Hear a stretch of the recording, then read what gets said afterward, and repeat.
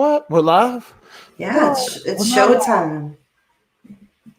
I'm trying to see it on the YouTube now so I can know I'm live. But, see, I watch it from this chat now. Yeah, so you're watching from the chat, but that way I got to kill the sound though. There we go. That way I know at least we're live. And if there's anything sticking out that I don't like on my frame, I can get rid of. What are you guys up to? We're live on the YouTube right now. But I haven't seen the stream yet. So it's hard. It's hard to see chat. I haven't seen it either. Okay, here we go. Christy. There's people in that. There's people in there waiting. We have 116 people. Oh, y'all been waiting. Y'all know Jay had to get these technical difficulties worked out. Oh, really? You're gonna blame it on me? Already started. So how you been? How you been? It's been a long time. It has been a minute since we've actually done a proper live video stream together. You've come in on a few talks, and I've come in on a few talks, but I have a lot of new listeners, Dwap. That maybe don't know this entire case like inside and out like we do. And they've asked for like a little recap of what happened. Well, there's a lot that's gone on. I mean, we've been following this case will almost be a year now. I know, yeah, Thanksgiving. December-ish. Well, we didn't really find out about anything until, like, when's the first date you remember? Oh, God. Well, there was so much going on with the Watts case. Okay. So we had the discovery come out, and I think that was around the time, like the beginning of December. Yes. I don't think we talked until the day. We didn't talk till January. Well, did you talk to me the day that they arrested Patrick when I was in the parking lot of the little church? Yes. So that's the day you talked to me, right? Isn't that the kind of the first day we talked? Yes, after you made the paper. Oh no, so that was after the Denver Post at the courthouse. Yes. No, we talked. No, we talked prior to that. But that was like our second. I think that was like our second live. Yeah, I'm trying to figure out. So because I know the dates I know the first day I talked to you like on Facebook. Okay. Was January 2nd. Okay. So January 2nd. Well, then that would have been a week or so after he was arrested. So December 21st, he got arrested. And that was kind of like the first time I had done a couple of live videos at the they had one live conference on December 5th, I want to say, or December 10th was. Which one was it? Do you have those dates? Like I don't have all the dates in front of me, but it's been December. I started following this case December 6th, I think, or 7th. And then whenever that first live press conference was, I remember getting a message and someone saying, "Hey, Michael, are you going to go to that press conference about that missing girl?" And I was like, "Well, I seen some stuff on her, but I hadn't really looked into it." And at this time, I knew nothing about sleuthing. I didn't even know what the word sleuth meant, to be honest with you.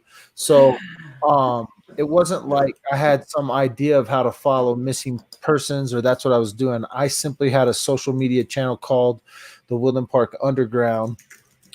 And one of my friends here in town, I mean, I follow all kinds of little political stuff, all that around town. So when this missing girl happened, it was started to become news in town. And I decided, well, let's go see what's going to go down at this press conference. Man, when I got to the press conference, there were a line of cameras out in front of our little city hall, little city chambers. And I've been to those city chambers 100 times. Maybe you'll get one news camera at something, you know. So as soon as I saw all these cameras, I was like, oh, this is going to be something huge right now.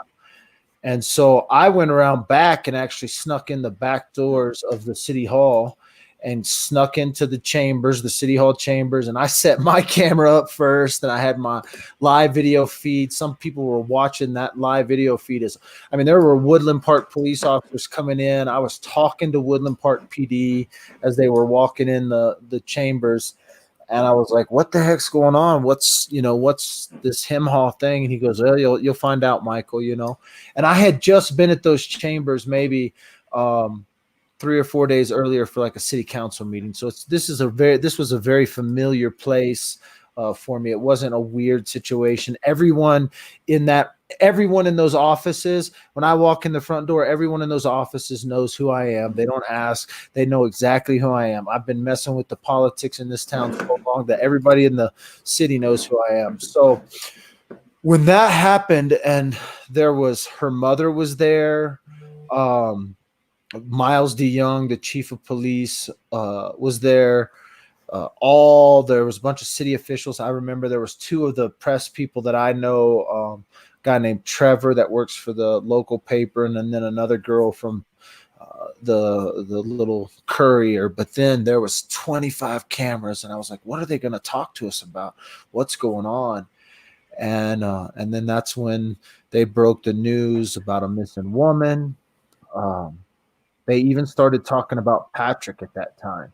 And Patrick was thought to be an active fiance, active boyfriend with Kelsey Berreth. And her mother got up and made a plea.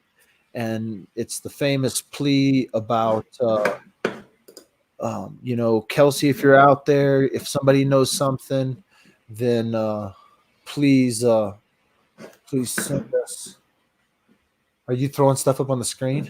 December 20th. I just shared my screen, and it looks like he was arrested on December the 21st. Yeah, so this is 10 days earlier or so, or even more, because I think the first I want to break down. I think there's somebody on chat that will know all the dates, and they'll tell me how wrong I am.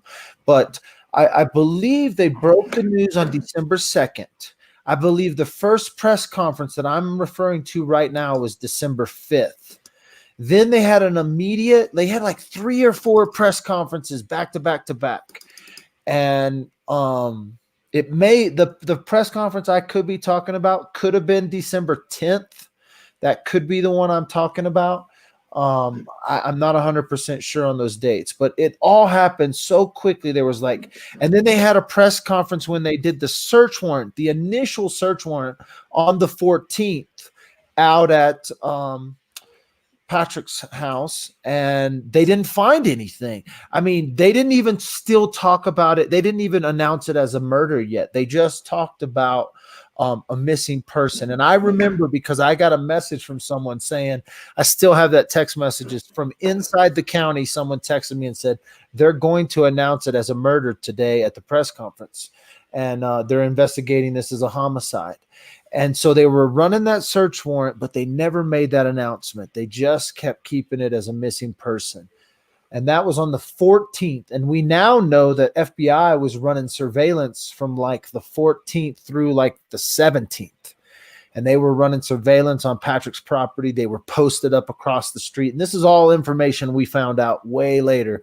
But this is all going down at the same time. Meanwhile, if you're not familiar with the case, you've heard of the girl from in Idaho. Why am I just talking, Jay? What's going on? Are you there? I'm reading chat. You're reading just chat. Okay. And they're correcting you. So yeah, perfect. Press conference was the 5th. Don't you love that? It was the 10th. Perfect. I knew they were right around that time, the 5th and the 10th. Yeah, the 5th and the 10th. And then I was at both of those. And then the law enforcement went in on the 14th-ish. I love how this is going to turn into everybody's guessing dates, but we're just going to spit through this stuff so we can get to. Yeah, I've got the timeline pulled up. I'm kind of going along with you. Perfect. So all this time, this is all going down. Meanwhile, up in Idaho, there's a girl that we don't find out about until a little bit, maybe into the game by I think by the 11th or 12th no, it was the 14th. So I think the 14th is when I first heard about a girl, Sonic. There was a girl at Sonic. There was video of a girl from Sonic that the cops want. And this is when they were finding out information. At some point, somebody calls me and says FBI, CBI, and Woodland Park are back up at Kelsey's house. And just so you guys know, like this is this, it was the third or fourth time I had been driven up there, but I walked out of my house on a live video and I literally drove up the street a minute and a half. CBI, FBI, Woodland Park PD, the news stations were all out in front of Kelsey's. They were doing the search. They were doing the blood search. They were taking out the fluorine. They were doing all this stuff that we will later find out comes forward in evidence. But so this happened right in front of me. It didn't happen in a different town or a different state. The only reason I started following true crime, anything, actually the only reason Dad with the Phone, even this channel me even exists in this sense, is because of the Kelsey Berreth case and happened to be right here. I already had some other social media stuff that kind of gained that attention quickly, but the Dad with the Phone thing came because I was just down the street and I would run down there and take some video with my phone. So I'll never forget that picture in the paper. That was great. Yeah, and then that kind of solidified it when the Denver Post posted a picture of me and Patrick and a couple of guards in the courthouse, because I started going to all the court hearings. When they posted that picture of me in the Denver Post and I'm holding my phone, it then became, oh, okay, this is what Dad with a Phone is. And I came up with it talking to you. I think we started talking about some stuff and I was like, oh man, I'm going to work something out. And so I kind of started working out this idea of, okay, I can follow this case, follow this. I can dedicate this kind of channel to looking through this,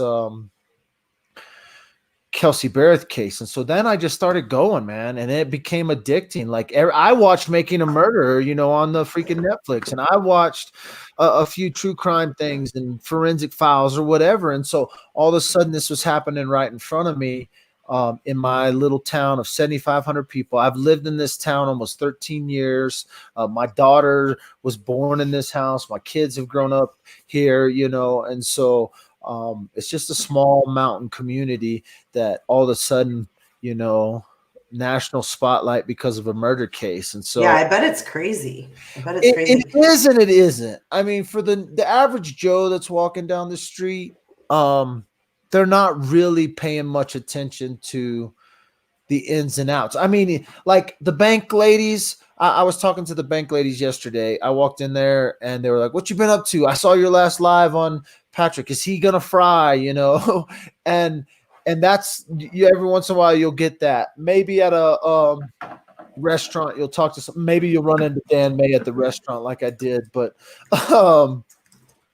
you do. I mean, I've run into Old Ma since this case has started at Walgreens several times. Yeah. At the jail. At the jail. That was crazy. Oh, that was so crazy. That's a crazy story. Well, I want to back up before we get to that. Let's I go. want to get back to Krystal. I want to talk a little bit about her for people that aren't familiar. Perfect. On the 14th, actually, this December 14th, was also the day that she was contacted by the FBI while she was in Vegas, and she denied knowing Kelsey. Exactly. So this is the first lie. That's right. She was the first lie. Yep. Rodeo. She's at the rodeo, and she's freaking out right now. This girl's sweating her bullets. Can you imagine? So like, have you ever done anything where like you got a ticket or you had to go to court? Yeah. Right. And there's this little nervous feeling that you get, right? No matter what. You're always nervous in that. Just the little butterflies. I call them the butterflies in the stomach, And can you imagine the butterflies in KK's stomach when the FBI calls her and says, hey, we need to ask you about this girl, Kelsey Berreth. And she lies to the FBI. Straight up. Like, who has the gall to do that? Like, I'd be scared to death. Everybody lies to the cops. I tell my kids they can lie to the cops. There's two things you can lie about: Christmas, Santa Claus, and cops. And so you can you can lie to the cops, and if you can lie to the cops. Now, I don't recommend that. I don't recommend that, but That's not good advice. not good advice, but it's kind of a little joke, right? Yeah, officer, I had my seatbelt on. Yes, officer, I wasn't speeding. Yes, officer, no, nothing's in the vehicle. Whatever. Come on, you know what I'm saying? So But the FBI though, FBI call you up. Do you know Kelsey Berreth? Nope. I don't know what you're talking about. I don't know. I'm in Vegas right now. I don't know. I'm gonna tell you what. I would hang up that phone and I would call a lawyer, and that's what she did. That's exactly what she did. so 2 days later on the 17th, it says the FBI and the CBI then showed up unannounced at her house after she got back from Vegas. Yep. So that's when she decided to get a lawyer and talk in exchange for a plea agreement. Well, I think she already had a lawyer by this moment. I think at this moment, You think after she got that first phone call, hell she yeah. was on it? Yeah, because see, her lawyer, people have to understand the next time she speaks with the police, she already has a signed, sealed, delivered deal. Like, it's not like she goes, "Oh, I'll talk to you," and the cops are like, "Oh yeah, we'll give you a deal." No, they come to her house, they want to talk to her again, and they ran right smack dab into the lawyer, and the lawyer says, "Oh yeah, we'll speak with you, but you're gonna have to give us a day." So now this is on the 14th when they show up at her house. They don't have probable cause to arrest her. They don't have anything. They're just there to talk to her. And the lawyer says, you're not going to speak with my client. Now, fast forward to the 20th, because that's when she shows back up here. So 5 days later. Now, meantime, in that 5 days, they got surveillance on Patrick. They got surveillance on Omar. They got surveillance on December. This was December what time? 14th? This is December 17th. Well, we're talking about the 14th when they were with her. So now we're on the 20th. yeah, but we skipped one thing, and that was the interaction. We kind of went past it because we went to KK. But on December 5th, the cops met up with Patrick and get his phone. So this is how they connect him. We find out this is now how they connect Patrick with Krystal, is because they got Patrick's phone on the 5th, and that was down at the little at the hamburger place with his brother, and he had Kaylee, and that really was not only a wellness check, but it was also to pick up his phone. So they get his phone, they find KK, they go to KK, she lies about it. The 14th rolls, they go up there, she lawyers up. Boom. The 20th rolls around, and she's down here in Colorado Springs. Now, this is significant. People think this is just crazy, but I want to tell you how significant this is, okay? Woodland Park is in Teller County. Colorado Springs is El Paso County. So you're talking about two different counties. And then she is never arrested in Teller County. As a matter of fact, at one of the first court hearings, Commander Couch, he works for Teller County. He's a commander, and I know him. I know him and his wife. His wife is a Woodland Park PD officer, and Commander Couch, and he's got family that's others officers and stuff. Commander Couch says, "We do not have a mugshot of Krystal Lee. You'll have to get that from Colorado Springs." So at this point, imagine in your own little town, right? Wherever you live, whatever town you live in, whatever county you live in, imagine a crime being committed in that county, but the people actually never being arrested in your county, never being extradited. See, what happens most of the time, a warrant's issued, someone's arrested in another county, then they're extradited back to the county which the crime was committed. That never happens with KK. She does what we call a walkthrough down on the 20th. And she goes down there. She already has a deal with them. Jay's like coughing her lungs up, dying. No, that isn't me. Oh my God. Stop. I'm just messing. So she comes down here and tells her story. This is what she does. She tells the whole story. They pretty much leak everything after that. Once they told her story, that's what was amazing to me, is they pretty much leaked everything. So I want to read this. On December 20th, here's a quote from Patrick. People go missing every day all across the United States, and this is national news. It's coast-to-coast coverage. I don't even understand why there is such a big deal over this. Well, and that kind of fits with his comment that he made to where he says, man, if I knew this was going to be national news, I would have never. And he lets it trail off. Yeah. All this is going on. So like all these stories are playing out. She's down here talking to CBI and the investigators. It all unfolded really fast. Patrick's but not in conjunction to like the Watts trial or the Watts case where like the day after he's confessing. True. Right?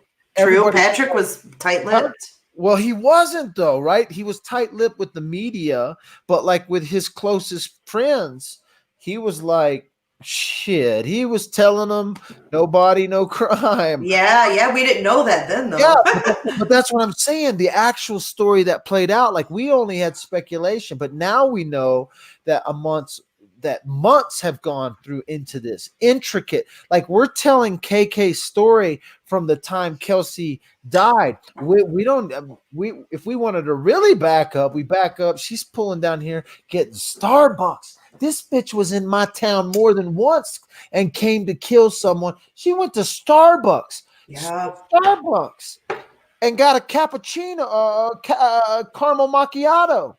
And she takes it, she parks in what they call the alleyway. Now, there's a lot of discrepancy on exactly where that alleyway is until trial opened up and they showed pictures of the alleyway and they showed the area around it. They show the body cam. They show body cam of KK walking through the apartment and telling all the things that she came and did. But it started a month ago, 2 months back, where they were talking about killing Kelsey. Not to mention the people up in Idaho. And Patrick's statement about Michelle makes me want to know what the hell she's involved with. Because did you see his kid? He wanted, the hit list. Michelle was on that. And Michelle is the one that loaned KK the car, correct? Yeah, that loaned KK the car to come down here. So, I mean, this thing, it was weird and it was a crazy idea. And then when KK told her story about, I came down and my boyfriend, Patrick did this. This is how he did it with the can, they go through walked right through. She took him out to the property and everything. Walks through the property, takes him out to the Nash Ranch. So when did we go out to the Nash Ranch? Oh my gosh, that was probably in February. So yeah, it was December, January, February. I think that's when Almond Joy got the letter that they may be searching that property. And we were like, oh my God, no way. Well, they had already been out there though, because they had been out there with the canine dogs in December. KK took them out there December 21st. And they went out there, or December, somewhere right around that time. We just got corrected. Megan is the one that had the car. Megan is who? So Michelle Stein is the one who ratted her out. Remember, she was the first one. Oh, the lawyers? Isn't that that's the other Bakers, the Reuter Baker. I thought Michelle Stein was someone who came forward. Wasn't it someone she worked with? Yeah, maybe Michelle. I think she was like a nurse that she worked with and works for the attorney. That's right. Oh. Remember, this is the girlfriend. We can't even tell the damn story. I don't even know. Like, y'all don't believe that with a phone. What is No, Michelle is the lawyer's friend, the lawyer assistant who actually came forward and said, who kind of maybe ratted KK out. But they matched up KK with the pings in Idaho because they matched that up and they said, yes, Kelsey's phone pinged in Idaho, but they had already known that it also pinged in Grand Junction, it pinged in Salt Lake and Provo. And so they already knew this info. They leaked that at the press conference that the phone pinged in Idaho. Michelle comes forward. KK gets the call on the 4th, and then the visit on the 14th. KK comes forward on the 20th, and boom, set in motion this incredible frenzy across both the internet and media because of the story that was being told, because it was such a violent crime, because there was a child involved, because it was on Thanksgiving, because it was in the mountains in this little small town. Had this been in Chicago, nobody would have gave a flip. Had this been it followed right after the Watts case, so I think it immediately caught attention because of the area, Yeah, absolutely. Like, oh my God, another one in Colorado, Yeah, I mean, definitely with the online community, but I think because I didn't know about the Watts case or because I hadn't seen what happened with the Watts case, like I only saw the evolution on the social media side of things with the Berreth case, and it was mind-boggling to me. And I've been working in the social media realm for a minute and was like, oh my God, there's this whole subgroup of people out there that are actually influencing and just talking about. And I say they're influencing because there were a lot of big cases being broke on the internet. Like I talked to Andrea Canyon about one of the bloggers that reopened a 20-year-old case, and they ended up solving that case and arresting someone in it, and I can't remember the exact case that was, but I had talked. That's kind of where I was starting to understand. Oh my, there's this whole subset. There's a bunch of J's for Justice out there doing this on the internet, and so it started growing quickly. Where groups and Facebook groups, and I was already on the medium of Facebook, and so I saw it on Facebook. There were Kelsey groups just dropping right and left. Yeah, there was a lot of drama and a lot of scams. And well, it was crazy to see that because then I didn't take I'm not going to say I took the brunt of it, but because I'm local, I just became the reason for all of that. And I was like, man, I didn't start 500 Kelsey groups, but there were people to me going, Michael, you made this blow up on the internet. I was like, I just joined in the flood. There was a flood happening and I didn't know anything about it. But because I was local, I was able to go and be at those press conferences or watch this thing.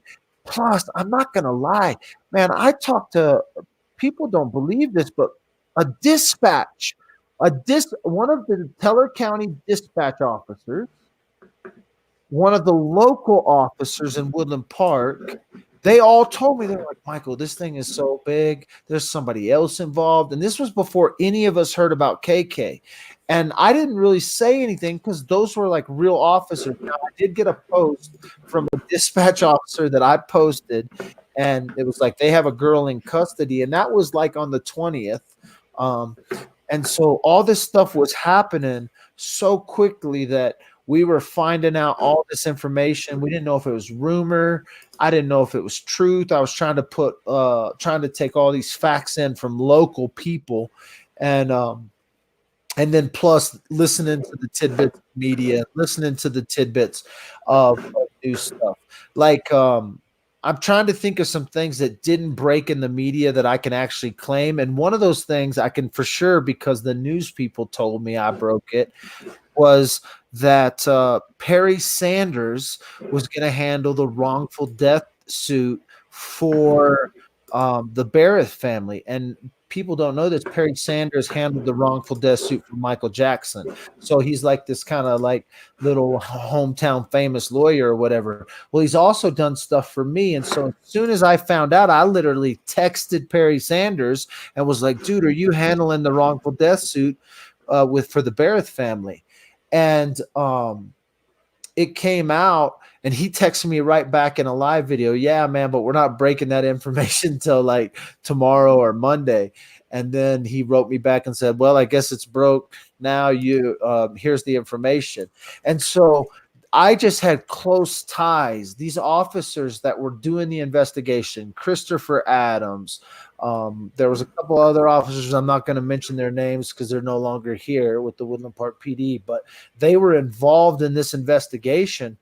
And then that's when the craziness started, because then people started mentioning about other murders in town, in this little town.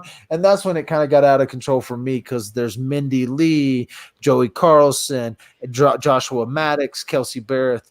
Now Mindy Lee, did she have a connection?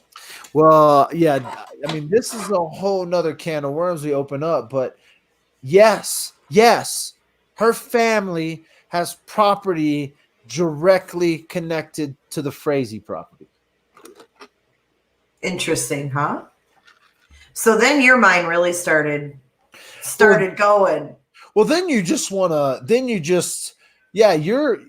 you're living what we now will look at. Like there's come on. This is the next Netflix true crime movie. There's no way after the test. After everything that's come out. All these things that have built up. So I was living in my mind. I was like, one day they're going to tell this story. And I've said this, when you say the name Jeffrey Dahmer, Charles Manson, Ted Bundy, Patrick Frazee, they all go together. They all go together forever. 100 years from now, people will talk about these guys in the same category. And so, I'm getting chill bumps. I was like, it literally chilled my life for a second and said, oh my gosh, you're living amongst this, you know? And you know what? You brought that to light. Jennifer Barr just said in chat that you introduced us to the other cases in your area. Well, yeah, weren't known. Oh yeah, and the Mindy Lee case is the craziest of them all, and when it really comes down to like a lot. Well, the Joshua Maddox case is this crazy, and I went on a trip. Like I went on not a literal trip, but I went on a trip with Oni about the Joshua Maddox case, and we followed Andrew Newman around the country committing crimes after he left here in Woodland Park, and that fudged me up for a minute, because I was like, dude, these law enforcement just let this dude walk, you know? And there's no doubt in my mind that the last guy Joshua Maddox with was Andrew Newman, and Andrew Newman went on a crime spree after Joshua Maddox disappeared. And had one officer 7 years into the game, because see, Joshua Maddox disappeared for 7 years and then was found, ran up a chimney with his pants off, and they found him in an old abandoned cabin. And so 7 years had passed and they had just labeled him a runaway. But if had at that 7 years when they found his body, had one of those officers had said, man, whatever happened to that Andrew kid that was with him last? And had they done a Google search, they would have found 7 years of a crime spree tied to multiple assaults and maybe even other murders. They could have stopped him then, but no, they didn't do that. They let this dude go for another 7 years, and now he's finally been arrested for a crime he was found guilty of and is serving time on. But because of the shoddy work of our coroner and local law enforcement and just negligence to forget about a kid, they just let Joshua Maddox memory go, oh, it was self-inflicted, it was an accident, he climbed down a chimney. Oh yeah, there were bars on top of the chimney welded from the time it was built. The owner has said that publicly, and so they just ignored that one. Mindy Lee, it's so hard for me because I was here during Joshua Maddox's case. I was here during the Mindy Lee case. So I remember when they found the kid in the chimney. I remember when they found the girl at the high school. And so these are cases that I knew about, but I had no idea about. I didn't follow them. I didn't chase them on the internet. I didn't do the sleuthing stuff when they all went down.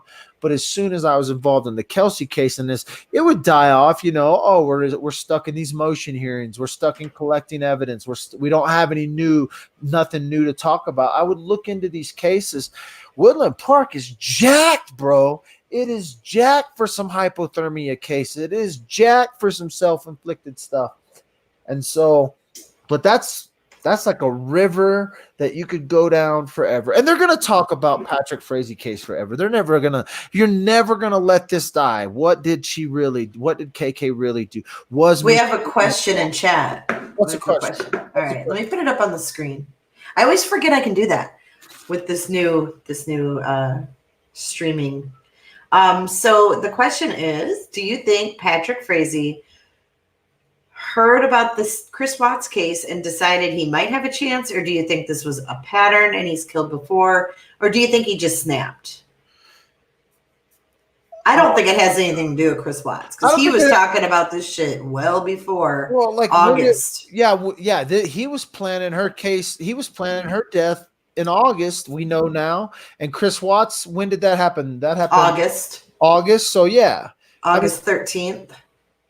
But Watts didn't plan his shit, did he? He just snapped. Well, right? There's speculation that it was premeditated now, but we wouldn't know that until the several confessions that have come out. So back then, Patrick would have no idea that this man. And to be honest with you, I don't think Patrick was. I don't see him following Watts' case. I think he's his own kind of crazy. Like I do too.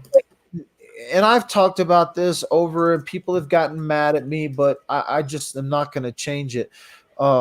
This dude was 30, I think he's 33, 34 years old, still lived with his mother, for all intensive purposes. His mother, who we dubbed Oma Frazee. Oma, remember that? And she's still Oma. Photoshop job that got us all. Oh my God! Yes, we had some shenanigans going on. But the truth was, they were watching. He was at Safeway. Patrick was at Safeway. He was there, and like he was in that area. He was following Kelsey, and so who knows what Omar was doing? But either way, the Patrick is his own crazy. This guy. Man, he's a monster. I said it. He's either a dad or he's a monster. And he turned out to be a monster who happened to have a child. And his other children he killed, by the way. Like he had a part in the abortion that KK had. And some people speculate that her first kids are his. But really? Yeah. I haven't heard that. All right, well, we'll get to that. We'll get to that because that goes with her testimony, right? What other question we got? Where are we at? Lily said in April, he said, I figured out how to kill Kelsey. So he'd been thinking of how before April. Yeah. I mean, this guy has killed before. Like, let's talk about his dad dying in September, vanishing. Let's talk about, Mindy Lee, the Mindy Lee thing. He very well could have played a part in that because the time frame, the age, she was a blonde girl, kind of not really the same as Kelsey, but in that same genre of what he liked. This dude's a player, man. He was talking to like 3 girls. He texted KK, Kelsey, and the 21-year-old on the 21st, 22nd. Like he texted the ranch girl here, the cowgirl here that testified against me. By the way, she didn't want to testify against Patrick. She was not happy to be on the stand. But the girlfriend he texted on the 22nd or the 21st, 22nd. KK he texted on the 22nd. And Kelsey, he, killed on the 26th. He's texting 3 girls, talking to 3 different girls, and he was like, "Oh, I'm gonna have my life slow. It's gonna be slower now. I'm having kind of together." He was texting this girl. This girl didn't know nothing about. He didn't even mention Kelsey. He texted her in December, early December, before the cops take him. He doesn't even mention this Kelsey girl. And Kelsey thought that, he was committed to her. And, I talked with one of her best friends. I did that 2-part interview with Nicole. And, she met Patrick online and moved out there to be with him. And, for all intents and purposes, she was in love. And she thought that, absolutely, she's running around in the middle of the night getting this dude medicine. Yes. Right. You know this, Almond Joy. They got pictures of him in September running cows. Yeah, so she's out there on a 4-wheeler with them. So he's playing these girls. So he's just like, because his life afforded him. She worked a lot. She had a busy schedule. She was independent. So it wasn't like she was up his ass the whole time. Where are you, baby? Huh? They weren't spending all the time together. She was awkward around his family. It was awkward for her around his family to the point where we found this out both through, I did that interview with the couple that knew him down, the rodeo couple that down in Pueblo that rodeoed with him, talked to him in jail, that he gave meat to. All this happened at the same kind of time. But the girl tells the story of Kelsey, like, the old ma kicked her out of the house. She had to sit on the porch when the family was there. She couldn't be a part of. So I don't know. I never met Kelsey. I never knew Kelsey. We only know Kelsey's voice through a lot of people who know her, like the friends you talk to, but they didn't know her the last 3 years. They knew her back in Washington, or they knew her back in, Idaho, but it wasn't like they were down here and seeing this lifestyle that she'd been getting into. They never met Patrick or anything. Yeah, and so a lot of the people we've heard from that knew Kelsey didn't know the Woodland Park Kelsey. They didn't know the Kelsey and Patrick running cows. They damn sure didn't know old Ma putting her out on the porch, Kelsey. Her mom had that story. Her mom understood a little bit about that and knew what was going on. And I do believe that although Kelsey, I'm torn between this, because I want to say I do believe like Patrick took care of Kaylee. I don't think Patrick was ever put Kaylee in a position, because the stories we tell is he was a loving father. He had her with, him at work a lot. He would pick her up and it afforded him. I'm trying to be as nice as I can to him. And I think Kelsey saw that. I think Kelsey was like, oh, this man will love our child. And she was trying to work things out. But I also think something was stirring in her. And we would find out that there was stuff stirring. It may not have been as much as what we think, oh, she's going to, leave him or whatever. But she was taking time off work. We find that out from her employees. She was about to go to halftime and lose her insurance, And so, but overall, people thought their relationship was cohesive, and it would bid to the fact that Patrick was free to come and go. He was I believe his schedule on Thanksgiving was to have Thanksgiving dinner with Kelsey. At that time, I believe he planned that murder. But I think Kelsey just thought they were going to have Thanksgiving dinner together. And then he was going to meet up later and go out there with old Ma. I think either Patrick and KK did this together, or that was the plan. I think he was trying to get KK down here on Thanksgiving, get her down here. Which brings me to a question, Dwap. Let's go. What do you think was his motive or motives? I think Patrick's a psychopath. You think he's just a psycho? Or did he have motive? Because we found out, right? We found out that he was the beneficiary on her life insurance policy. And we also know that he was not a one-woman man. So do you think either one of those could have been motive? Well, everybody has motive, right? Because let's talk about motive. KK has motive because she could have looked at Kelsey as, this woman caused me to get an abortion, because we know she aborted the baby she had with Patrick about the time Kelsey, or even after Kelsey and Patrick had hooked up. So they were Kelsey and Patrick were together, or they were at least something during the time that he had relations with KK, and they had a baby. She had an abortion. We know that. So KK could have looked at Kelsey as, this is the woman who caused me to have an abortion, because if she wasn't around, I wouldn't have had to, or whatever. So she had motive. Patrick obviously had financial motive.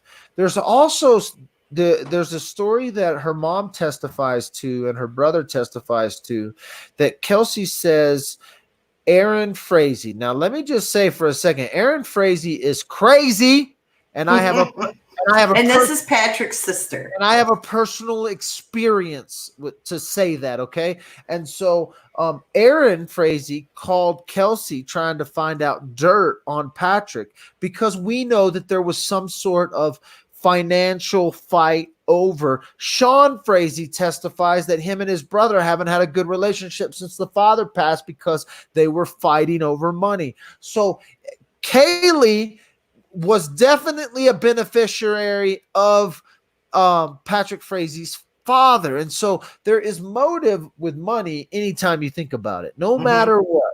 So yeah, he had motive, but you don't talk about, you don't ask somebody to come down here and poison coffee because, I'm going to kill my girl for some money, right? I mean, I know, but he had been talking to other people about, taking her out and her being gone. Why? Like, what? I just don't understand in what world that is an easier option than paying child support or having to share custody of your daughter. And when we know old Ma did not like her. But he felt kind of, and I don't want to say this, but he treated her like property. Like, he found her an apartment down here. He had her housed for a while at his house. And then when she broke free, her mom helped her get this apartment. Her family helped her get a condo. Then they bought the condo a few doors down,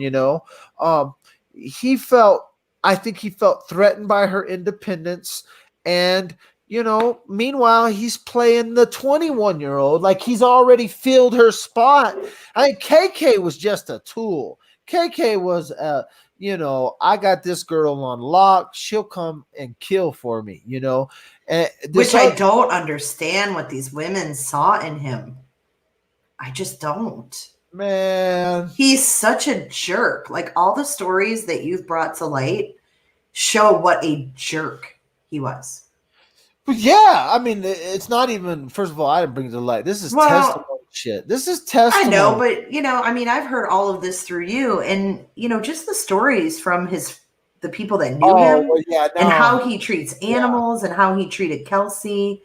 And that's crazy, because they saved him. They didn't allow those testimonies. They had people on the front that were going to testify about the way he was abusive to animals, and the judge ruled against allowing that testimony. But there was a lot of testimony in that. And let's circle back around. We got KK telling this crazy story. And if you don't know the story, I'm not going to repeat it because it's terrible, but you can Google it, you can read it. There are people that have transcribed it, but he kills her in a very violent way, according to Krystal Jean Lee Kenney or something now. But he kills her in a very violent way. And Krystal tells law enforcement very quickly give her a deal, put her through the court system so that she can get her deal signed, sealed, delivered, guilty of tampering. Boom, let her go. We got the testimony. Here's the pretrial. Pretrial, they released that testimony through Greg Slater and Christopher Adams telling the story of this vicious, violent murder that went down right here at 8,500 feet in Woodland Park, Colorado. And people freak out. They're like, he beat her with a baseball bat. There was blood everywhere. This girl came down to kill her once with coffee, once with a bat. All this stuff happens. So this all goes down, and I'm freaking out. I'm like, there's no way this story's true. There's no way this really happened. What we find out through the trial that's been happening over the last, actually only really 14 days, they thought it was going to go 4 weeks. It really, they came and rested their case after 14 days, after 2 weeks. And we find out that a large majority of the story KK tells can be backed up by some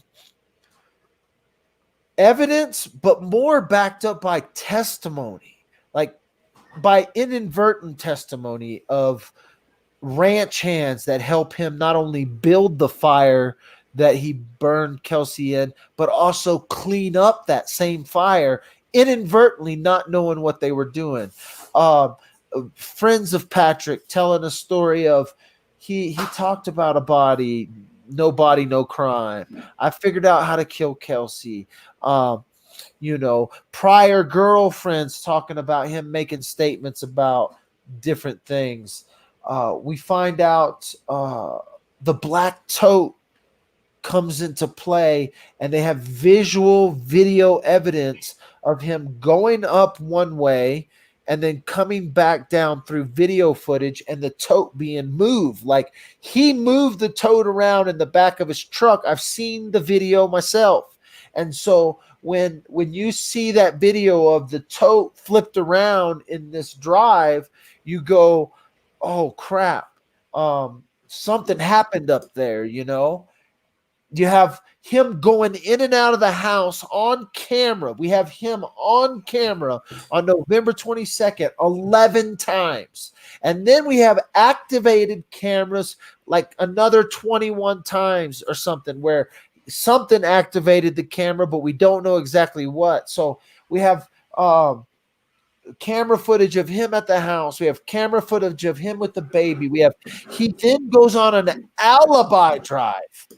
The alibi drive. Have you heard about this? Mm-mm. So this is why he gets real mad at his buddy, Bob, because he goes on an alibi drive with Robert Sagal. He drives around town. This is between when the murder happens and when he's arrested. So before the 21st, I think it might have been the 17th. Court records will show I'm probably wrong, but I want to guess around December 17th, he goes on an alibi drive with one of his buddies, and they drive around town pinpointing all the places Patrick says he's been. Meanwhile, he tells law enforcement he hasn't seen Kelsey after 12:30ish. By the way, at 12:30 on Thanksgiving Day, I was driving past Kelsey's house headed to Thanksgiving dinner. At 4:30, just 8 minutes before Patrick calls his KK and calls old Ma, just 8 minutes before he calls them, I'm driving back from Thanksgiving dinner right past Kelsey. So in that time frame, they believe that murder happened, and I drove past her. That's crazy. It freaks the hell out of me and my wife when we actually sit here and talk about it. I was like, we went to Summer's house and we went right up the block there for Thanksgiving dinner. And then when we came back, we came back with the whole family, came back the exact way, and we came back between the time he killed her and the time he leaves. And so that's how close this is for me when I start talking about this. Whether or not I knew them, none of that. It's just that close. And so he tells law enforcement he doesn't see her till after 12:30ish. And all of a sudden they got pictures of him. They got video of him. So, and he's telling this other alibi about things, and so his own brother, his The cop. cop, testified against him. I mean, his own brother testified for the prosecution about Patrick's whereabouts and how he was 3 hours or 2.5 hours late to Thanksgiving dinner out at Old Ma's, and so the evidence that built up against him they matched some shit. So like I really think law enforcement did a fair enough job when it comes to CBI and FBI using the testimony of Krystal Lee to then go out with the phone pings to kind of corroborate that story, as well as they led her on a little bit. And I watched it in the video of the dash or the body cam video of when they're walking her through the apartment. They're leading her on a little bit in the evidence when they talk about okay, tell us what happened here. What happened in this area? Where was the blood? At the fireplaces. I don't see it now, but it was there, and then she reached behind and showed him where there was blood left here. And,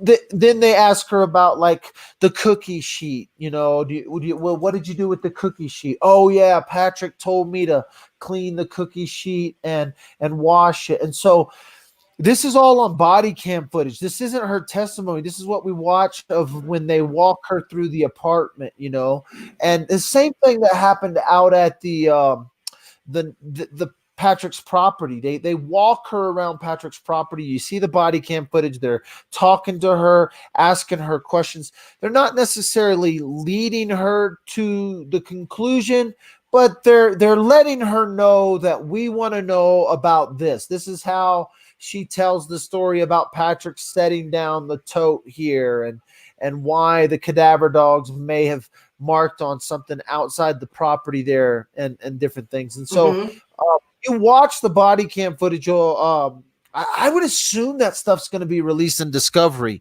And so, but I have a feeling they're going to seal this case. And I don't know how much they can seal or how much they can redact and how much they can hold back, but I don't know if they're going to actually let her testimony come out in that body cam footage. It'll be mind-blowing for people when they watch it, because there is this sense that law enforcement is kind of leading her in her testimony. Now, this was only after, I want to say real quickly that this was only after they already had the testimony on the 20th. So she goes through Kelsey's house on a different day. So they were going from their notes of what she told them, and then they walked her through the property and they asked her questions to point out the things that she had already said. So it was, I don't want to say they were leading her, but they already had the floor torn up and they were asking her about like, okay, what happened right here? Oh, well, I can tell you, so there was just little things like that kind of were weird. Now, what date was that she walked them around? The 20th? No, well, that was the 21st. She walked them around at Patrick Frazee's property for sure on the 21st. I want to say it was the 21st or the day after when they walked her through Kelsey's house. This was after they had ripped up all the evidence, cleaned up, come through, collected the evidence. They wanted her to tell the picture of how she talks about where she cleaned first and how she cleaned and where she went and all that stuff. And so it was after the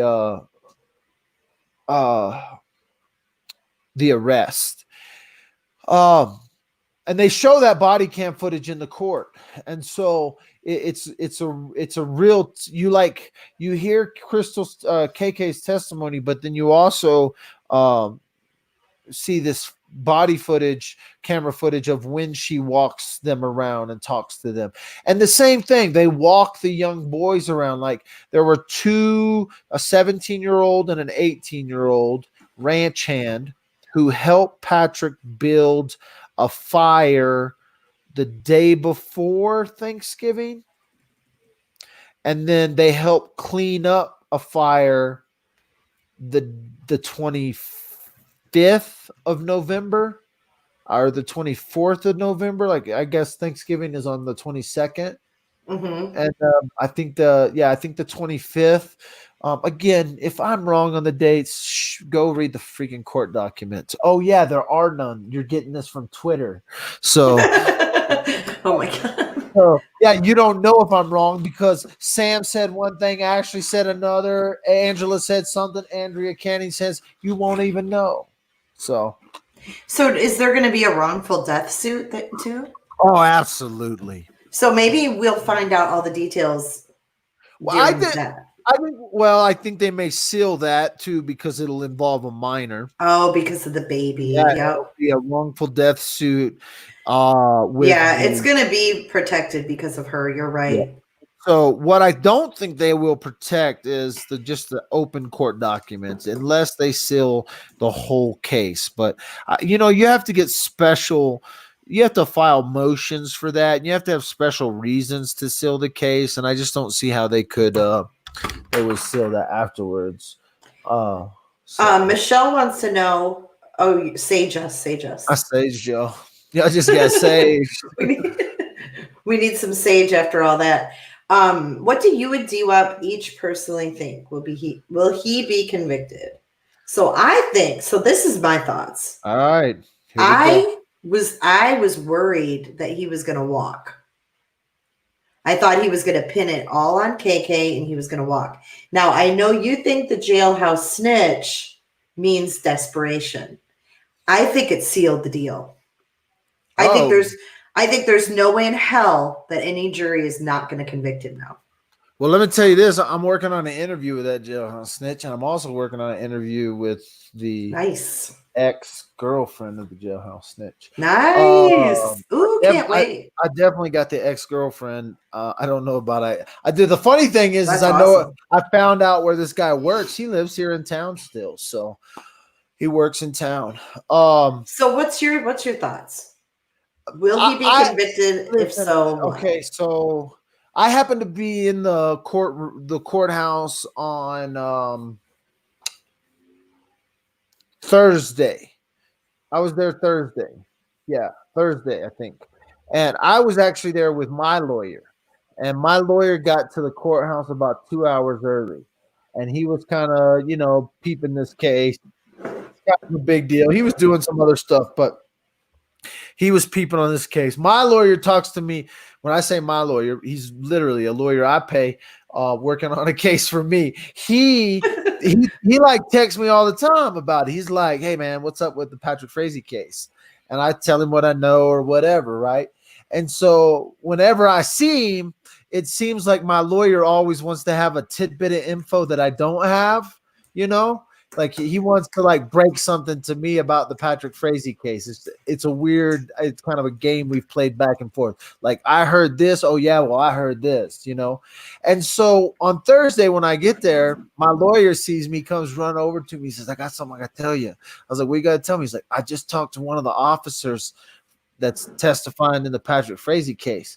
And he told me they're going to wrap this shit up by Friday. They got him. And I was like, I already know that, bro. I just tweeted that shit. And I was like, so it's fun for me to talk with this lawyer. But what that did tell me was like, oh, man. I mean, if the cop's telling another lawyer that this thing's locked down, not just somebody from the news tweeting or just from whatever, I started thinking, man, they got a strong case. I also started thinking they had a strong case after people started inadvertently corroborating KK story, like the kids. Oh yeah, hell yeah, we built a fire right there. KK comes and says the fire was right there. So now you have two separate parties that know nothing about each other, but then they're saying, yeah, we brought fresh dirt in and covered up that fire right there, and they're telling the story about this fire, and so then you have the cameras telling the story about the tote getting turned around. Like, this is real evidence. He went up to her house, and when he came down, the tote was turned around. Oops, Patrick. That was a big oops. You should have if you're going to put the body in the tote, because I followed the tote, because in more importantly, the tote is the body. In this case, the tote represent Kelsey's body. And so you had to follow that tote, where it went and where it traveled and what happened to that tote, because without that tote, no body, no crime. That's what Patrick believed. And so, man, and we find out his mindset. We find out his shit. He basically said, if I knew Dad when the phone was around, I would have never done this. Because he was like, if I knew this was going to make national news, I would have never, right? So he's telling this to his friends. I'm kind of joking about that, but in the sense, look at his mindset. All of a sudden, drop the secret witness. I mean, first of all, let's first look at the motive of the jailhouse snitch. His motive was, I need a lesser charge on what I'm facing. I need to get the hell out of jail as quick as possible. How can I get out of jail as quick as possible? Oh, shit. Remember when I was talking to Patrick, we were just joking around about getting a hitman or whatever, or did he really?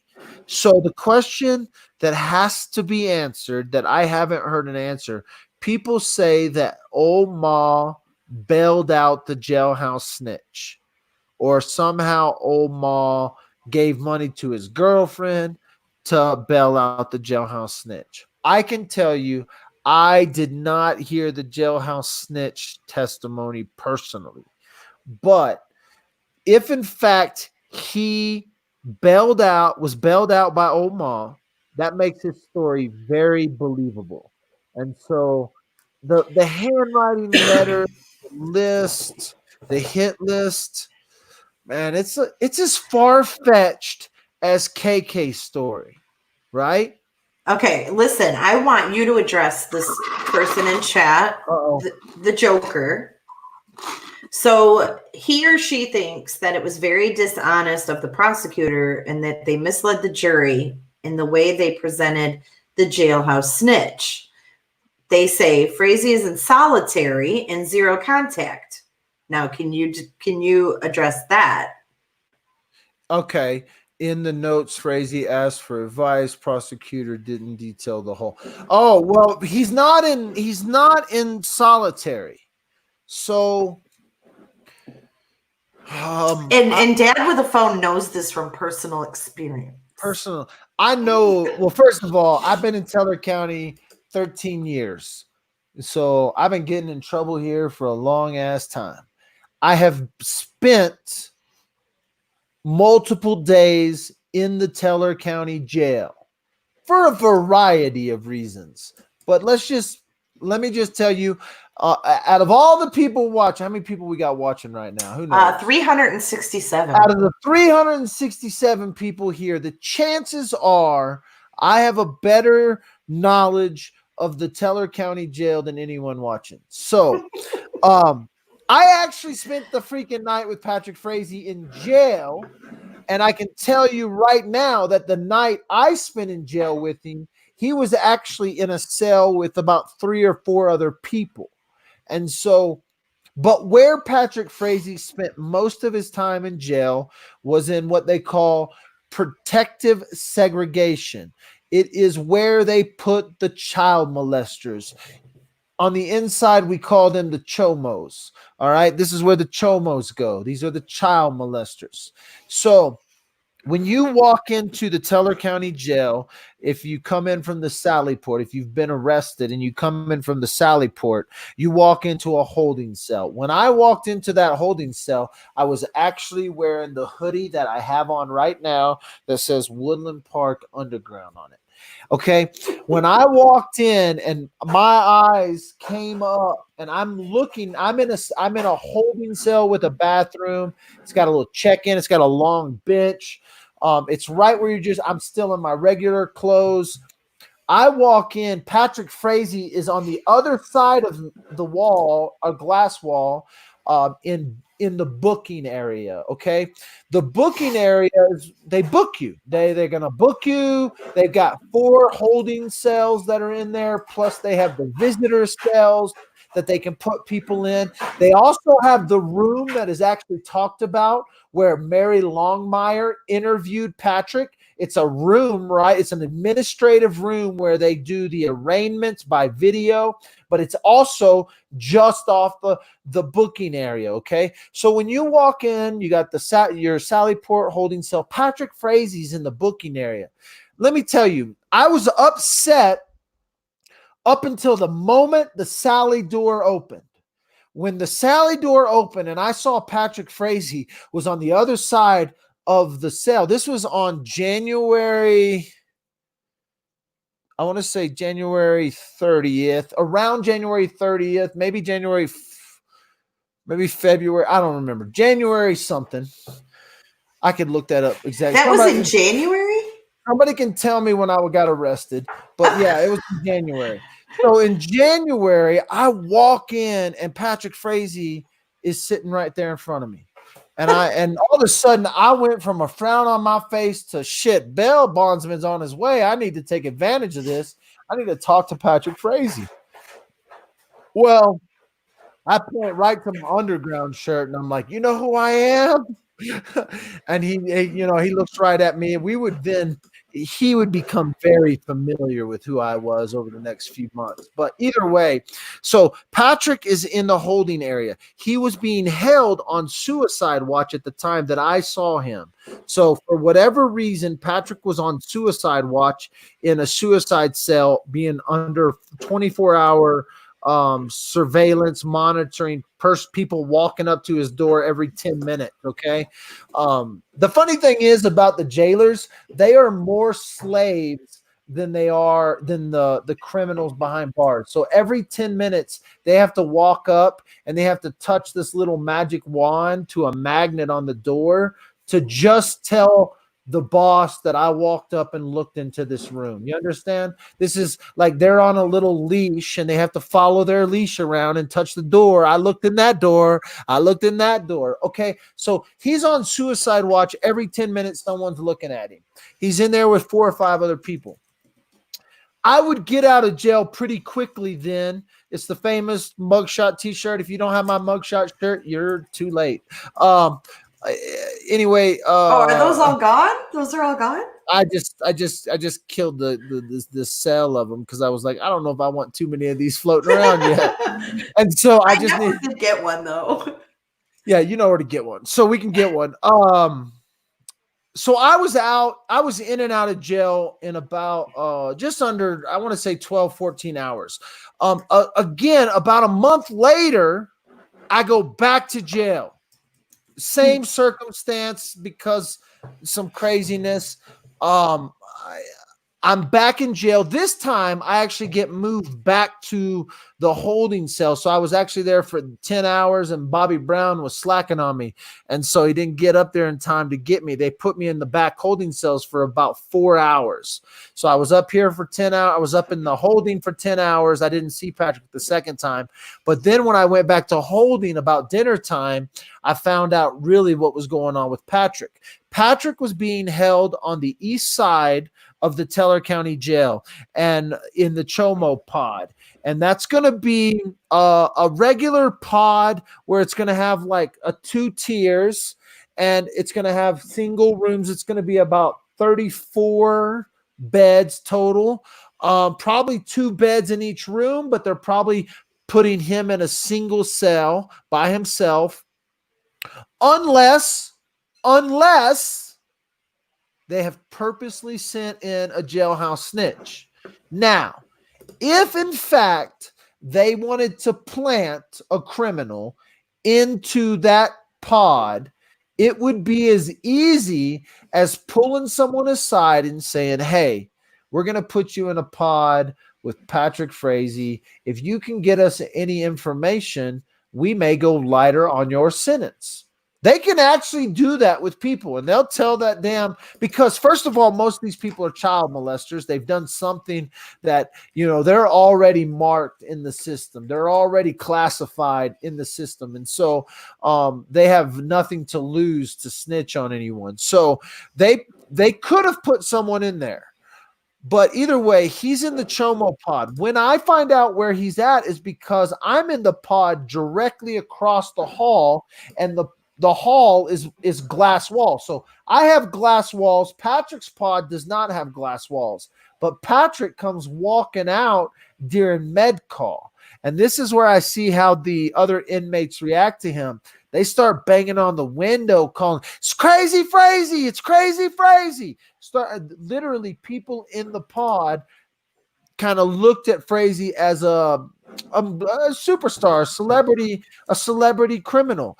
And I actually talked to different people in that pod, and some of them are like, "Hey, man, people think he's innocent. He's innocent until proven guilty, bro. You can't be calling him guilty." Because other people knew who I was. I went in there with some people that knew who I was. They knew exactly who I was, Woodland Park Underground. They knew exactly what I do in the area on social media. How could they not know? Well, exactly. But I knew other people in there. One of the guys that was in jail, he was a trustee, and he's going to do an interview with me. He spent 30 days in jail on a case. So he was right across, but he had access to there because he delivered food there. He had they cleaned that pod. The trustees cleaned that pod. And so one of the trustees is a guy who dug up my yard a couple of years ago, so he knew who I was just because he worked in my backyard for a little bit. And so small community. Patrick is in segregation protection, but he's not in solitary confinement. By no means is he in solitary. He has interaction with the child molesters and the high violent criminals, or the high at-risk criminals. Maybe they're there for something other than child crimes, but they're in protective custody. He could be there. It is possible he could have some interaction with guys that are in gangs, but I want to talk about that for a second. I want to talk about this jailhouse snitch with gang affiliation, prison gang affiliation. First of all, this is a white dude. So we're only talking about one prison gang. When I say one, we could be talking about the Peckerwoods or the Aryan Brotherhoods, but we're talking about the white folks, okay? He is not in... Prison is still the most segregated population in the world. When you walk into prison, it is very much a racist world. It is not a pretend racist world. You hang with the white folks, you hang with the Mexicans, you hang with the black folks. It isn't a mixed race environment. And so when this guy says he's involved in a prison gang or affiliated with a prison gang, he's affiliated with the Peckerwoods, the Aryans, the white supremacy groups. He has got tattoos. He's got neck tattoos and different tattoos that probably identify some of this. A lot of times you'll see a donkey. If you ever see a guy with a donkey tail on, he's a Peckerwood. There's different tattoos that are going to identify your prison gangs. You never are just affiliated with a prison gang. You're never used to be affiliated, is what I should say. He says he used to be affiliated with the prison gang. This is how the DA, the prosecutors talk about him. You never used to be affiliated with a gang, especially a prison gang. I'm not sure his prison gang ties, but for some reason, he was in protective custody, protective segregated custody. This could be because he's an active gang member. They sometimes segregate the gang members, they especially segregate the white gang members, because they'll mix populations in county, they'll mix populations in prison. But if there's a white a supremacist, Aryan Brotherhood, Peckerwood, any of those guys, they could very easily segregate these guys on a number of different reasons, the classifications. For some reason, this guy was in there with Patrick. If in fact Patrick confided in him, one, he could have been a plant. Two, it'd be interesting to see if he's ever testified in any other cases. That would be one question that if I was a prosecuting attorney, I would have asked him that question. Have you ever testified against another criminal? Because there are career jailhouse snitches. And so they know that if they snitch on somebody, they can get out of their charges. But he supposedly had handwritten notes. Now, I want to know, he supposedly got these notes in September and October and was out of jail when all this came to light, by the way. How did you get the notes out of jail? Because when you leave jail, they go through everything you have, whether it's your Bible, whether it's your paperwork. And the only paperwork they don't go through, and sometimes they even still go through that, is they're going to go through your letters, any handwritten notes. They're definitely going to go through. So how he got these handwritten letters out of the jail really, really confuses me. If in fact that's how he did it. Now, let's say he never got out of jail and he's been in jail the whole time and he wants to get out of jail, but somebody told me he had been bonded out. And so to turn these notes over in the last hour, like literally the last week of trial, to say, oh, I've got information on the Patrick Frazee case. His motive 100% is to get out of charges. Nobody can argue that. Now, whether or not they're legitimate, I don't know. I mean, it sounds good, right? But it also sounds random stuff any of us could make up with zero proof, right? You could come up and say, oh yeah, he wants me to kill all the witnesses, you know, and I'll testify on the stand that he told me that. And I even got these little notes that I took or that he gave me, you know, with his writing on it. And so, but they didn't really do a handwriting analysis. They had Greg Slater, who is just a CBI officer. Of course, he has some training in hand written shit, and he's seen Patrick's writing, but he's not an expert witness by any stretch of the imagination when it comes to handwritten notes. Do we know when the snitch was bonded out? That's what I don't know, Lucky Lou. If and when the snitch was bonded out. I've heard rumor of it. I actually didn't see the testimony from the snitch, so I can't validate that. Well, let's back up. I want to start with Krystal's testimony. Well, we just started with her testimony about an hour ago. I know, but did anything new come out? No, and that's the thing. Not one thing? Not really. They didn't really cross-examine her. And that was the thing. They leaked her testimony at the pretrial. So for me, when I heard Krystal Lee testify, it was, let me clear that up. I was not in the courtroom, but I had pretty good note takers. And nothing new came. Nothing new came from her pretrial testimony we heard through the mouth of Greg Slater. And this is what people were like, oh, they're going to catch her in a lie. Oh, she backs out on her testimony. Oh, they're going to do this. They actually had people corroborate. They had her nurse friends corroborate that she was there on Thanksgiving Day. She was there on the 23rd. You know, they had her, they gave her the alibi. You know, that she said the cops walked her through and she pointed out everything that she talked about. If it wasn't for her, we would have not had the fire pit, or would we? Because the boys came forward, right? And so Her testimony, nothing new. I mean, um, I'm trying to think if anything came out that we like didn't already know. Besides the snitch.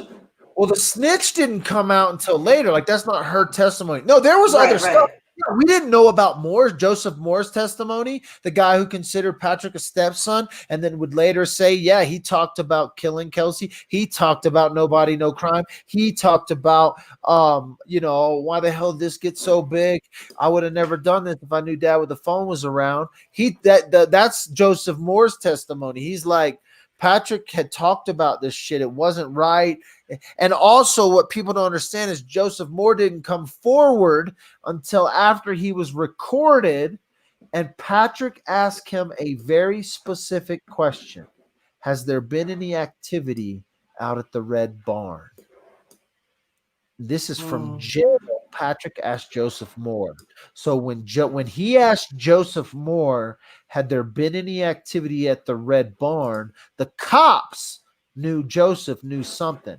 And so Joseph came forward pretty quickly after that and said, listen, Patrick has talked about killing Kelsey. Patrick has talked about this, different things like that. And so Joseph Moore's biggest worry, not the snitch. Yeah, see, whoever said that right there, Joseph Moore is his biggest worry. I don't even know who said that, but whoever said that, it's up. They said it's Joseph Moore is his biggest problem, not the snitch. Yeah, it really is, because he knew stuff. He has no reason to lie. Joseph Moore has no reason to make up a story about Patrick saying this, right? Joseph Moore has no reason to testify against who he considered to be his stepson. The snitch has all the motive in the world to testify.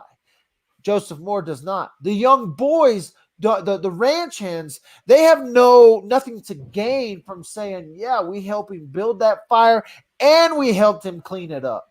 Yeah, there was this stuff that looked like bone antlers in there, but that's what he told us they were just some antlers, And no, that was Kelsey.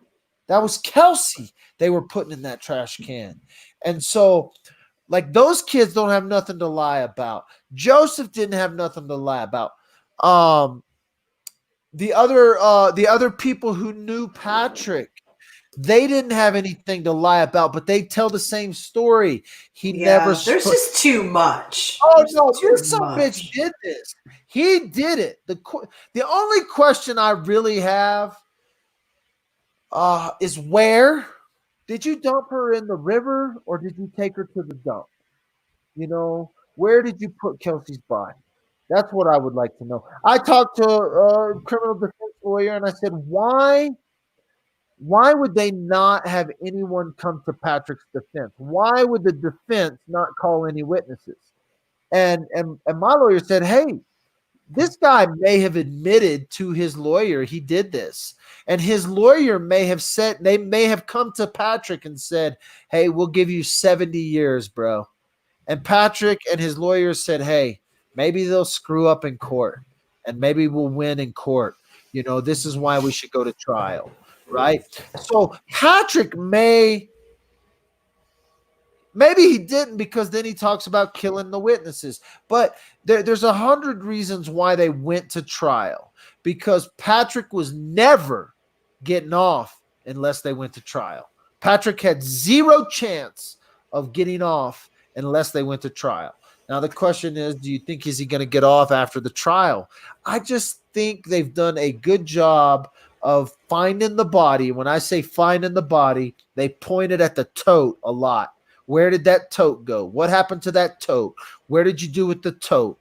It went to the Nash Ranch. It went from the Nash Ranch out to Omaha's. It burned, and then it went into a trash can. Then went from the trash can to where?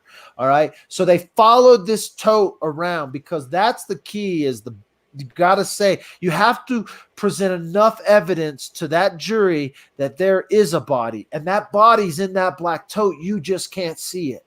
And I think they did enough there. I think they showed Patrick's demeanor and they showed something wasn't right with this relationship. Patrick was texting this one girl. We got the girlfriend that came down and cleaned up.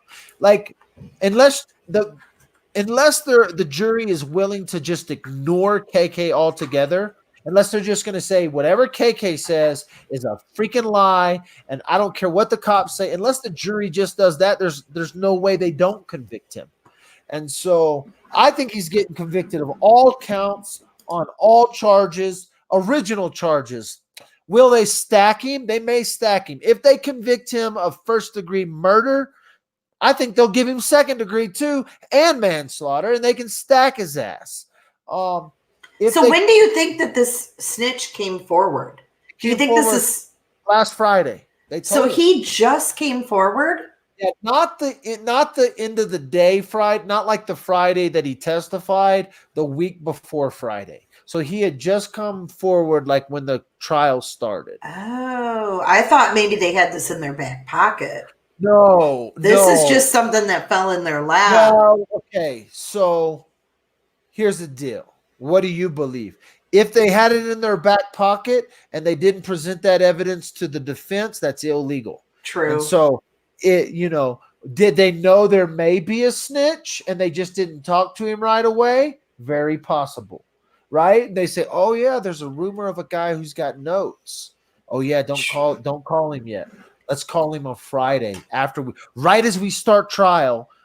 Let's call him and get that information, because then we can drop it on them. And this is why, see, some people are like, isn't that the day Patrick got sick? Hell yeah, that's the day Patrick got sick. Hell yeah, that's the day he had a stomach flu. Hell yeah, that's the day he didn't want to be there, And so he knew that testimony was coming. I don't know.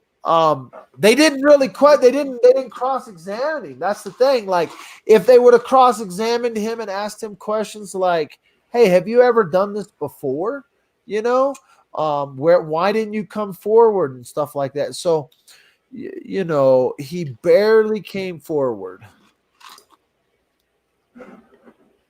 Okay, so do you think they'll put him positive for the solicitation of murder? Absolutely. They got him lock, stock, and barrel on that, because you got a girl willing to say she came down to kill for him, right? You not only have the person who actually made a physical act. She drove 800 miles to come down here. She got coffee. She went to the apartment. She gave coffee to Kelsey, and Kelsey speaks from the grave, and that story is corroborated through DOS employees. Another point back to KK's story being truthful. She says the coffee story. A DOS employee tells the situation where Kelsey says, man, some strange ass woman brought me coffee. She told that to one of her employer friends. And so that story was corroborated again through KK's story was corroborated through someone else. Again, I tell people, Patrick should have told the truth, because the truth will set you free. And I would get so upset about KK getting set free, but I'm sitting here preaching, telling people, hey, the truth will set you free, Patrick. And that's exactly what happened to KK. She told enough truth to get her ass set free. And so, yeah, Terry has a good point. Can't believe KK could eat Sonic like nothing after cleaning up Kelsey's blood. She did that shit. That's disgusting. That woman disgusts me. She definitely did that. That is not something there's video evidence of her getting a foot long. Oh my God. I'm not going nowhere. Y'all still hear me, right? Yes. We can't see a picture though. I just killed myself for a second. So Dwap's a little silhouette. Let's see. Let's take some more questions. What do you mean you can't see me like when my video's on? No, we can see you when your video's on. Just like, when you turn it off. I got like perfect lighting. What are you talking about? No, I know. Your head isn't shiny. The lighting is perfect. We're just joining us. This is what we're talking about right now. And this is that's an actual poster that you found, right? Well, I tell people this is one of the originals, and I want to point out that this is torn right here, and it was about to tear off the telephone pole right in front of the Williams Brother Furniture. So this was on the telephone pole in front of Williams Brothers Furniture, which is where uh, the last known video footage of Kelsey's vehicle is. And when it was about to tear off, I wasn't going to let it tear off, and so I pulled it off, put it in a frame, and I look at it and think about Kelsey. This is, I mean, again, a lot of people have connected with Kelsey, and I'm not the only one that has some sort of connection with Kelsey through this little this story that we've watched lay out in front of you. But like, I can drive down, and I've ridden my bicycle through Kelsey's condo. Now there sets a bench that is dedicated to Kelsey, a little bench in the park that's there. And so it will Thanksgiving for me will never be the same. I will never have another Thanksgiving in my life that I don't think about Kaylee Berreth or Kelsey Berreth or what happened here in Woodland Park. And so no matter where I travel in life, and I tell my kids hear Dad talking about it. Some of you guys have actually been on live videos where my kids are like, Dad, we hear you talking about it every day, you know? And so they're going to remember this. This happened on their street. This happened, you know, right here in this little small community. So it does mean something to me, more than just a live video. Long after this verdict is over, long after people don't talk about it on YouTube, it will always be in my heart, at least. And so anyway, that's just and we all know that you're very passionate about this case, as you should be. Anyway, are you going to the closing arguments? Yes, I'll be there Monday. So you're allowed in now? Yeah, I mean, I have been told, I got a message today that said there's no more witnesses, so they don't have any legal right to keep me out.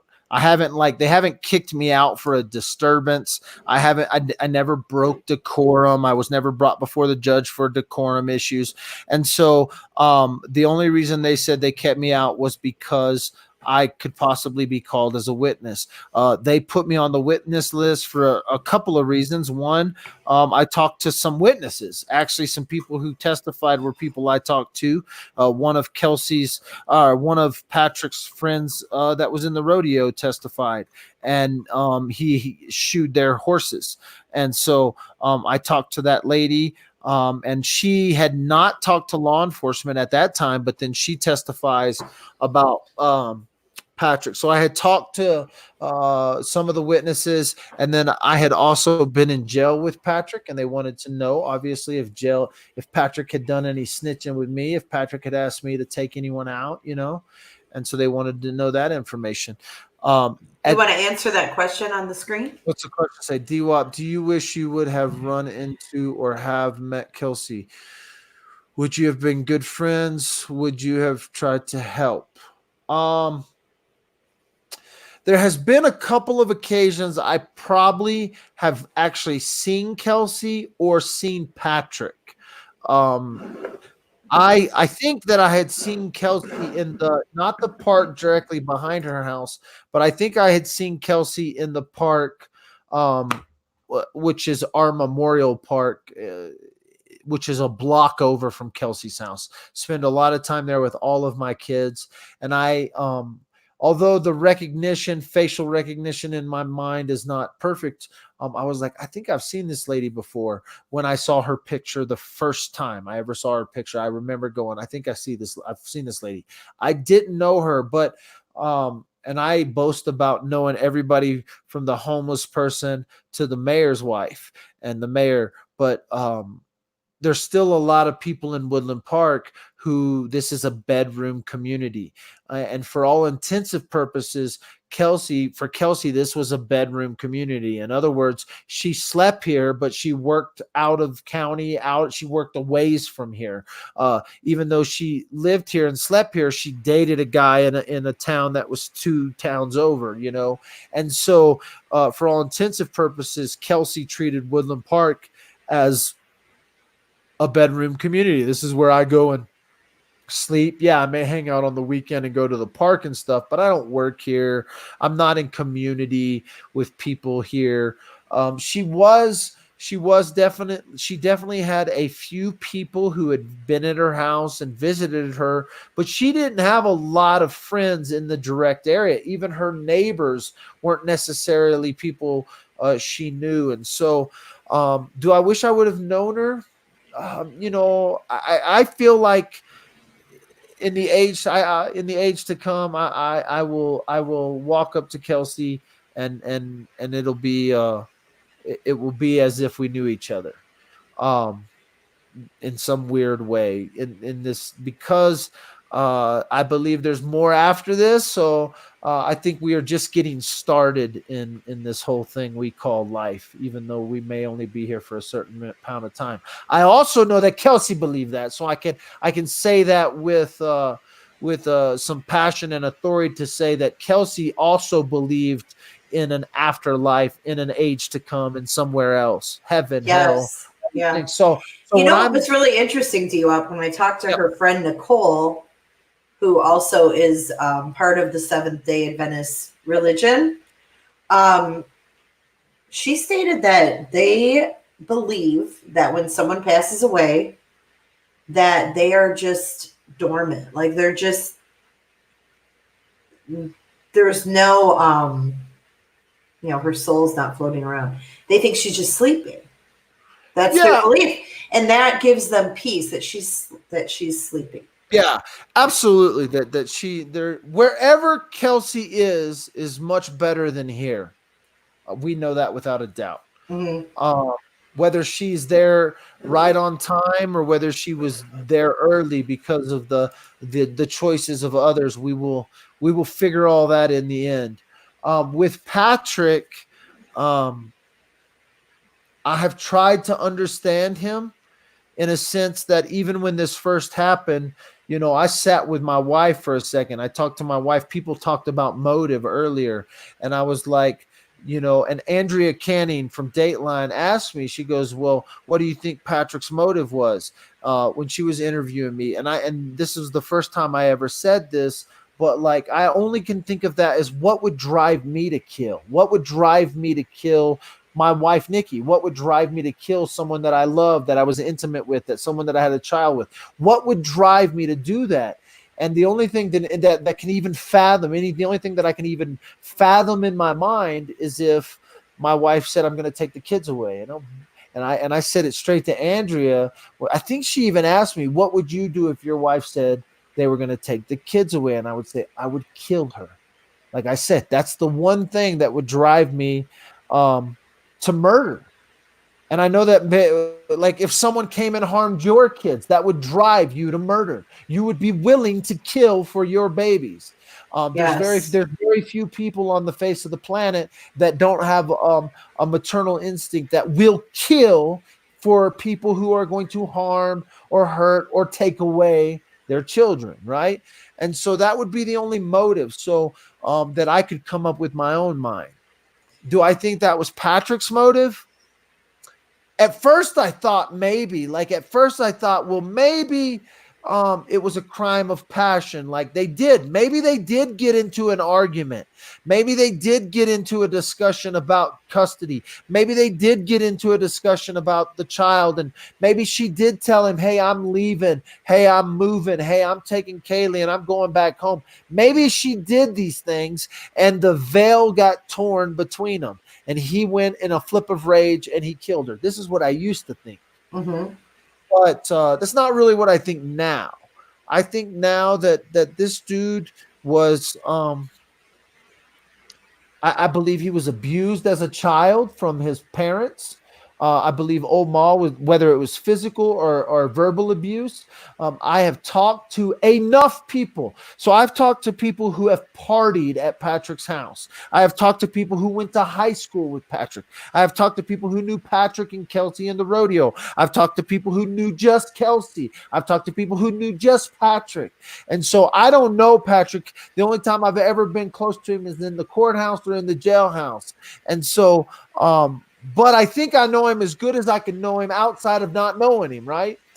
And this dude, something has gone on in his life to where he's a 33-year-old man still living with his mama. You know, it's one thing if you move away and mama comes back to live with you. It's another thing if you never move away. There, Mhm. I believe without a doubt in my mind that a man should leave his mother and father and he should actually go out there and find one. But that's just my personal belief. Whether or not he should leave his mom and his dad, he should work for himself. He should build something for himself, whether that's a family, a career, a house, a gosh, I don't know. But Patrick hadn't done that. Patrick lived in the same house. He never left home. Mama been wiping his ass, cooking for him, wiping, doing his. You think Patrick did his laundry? Bullshit.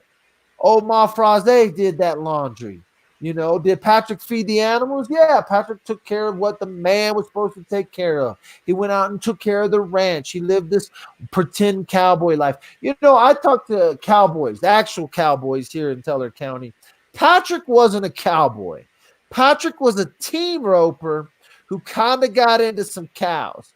He got some money somehow, whether through his dad, whether it was an investment from Kelsey. He got some cows. He bought, when his dad died, he bought a real expensive horse. And the people around here, the cowboys, the horsemen, the cow, they were like, what the hell is this dude doing buying a, this guy he doesn't need to be, why is he spending this? He don't know what the hell he's doing. You know, and these were people that knew Patrick, but this could have been the dealings that KK talks about, these horses that he was, you know, buying with KK. But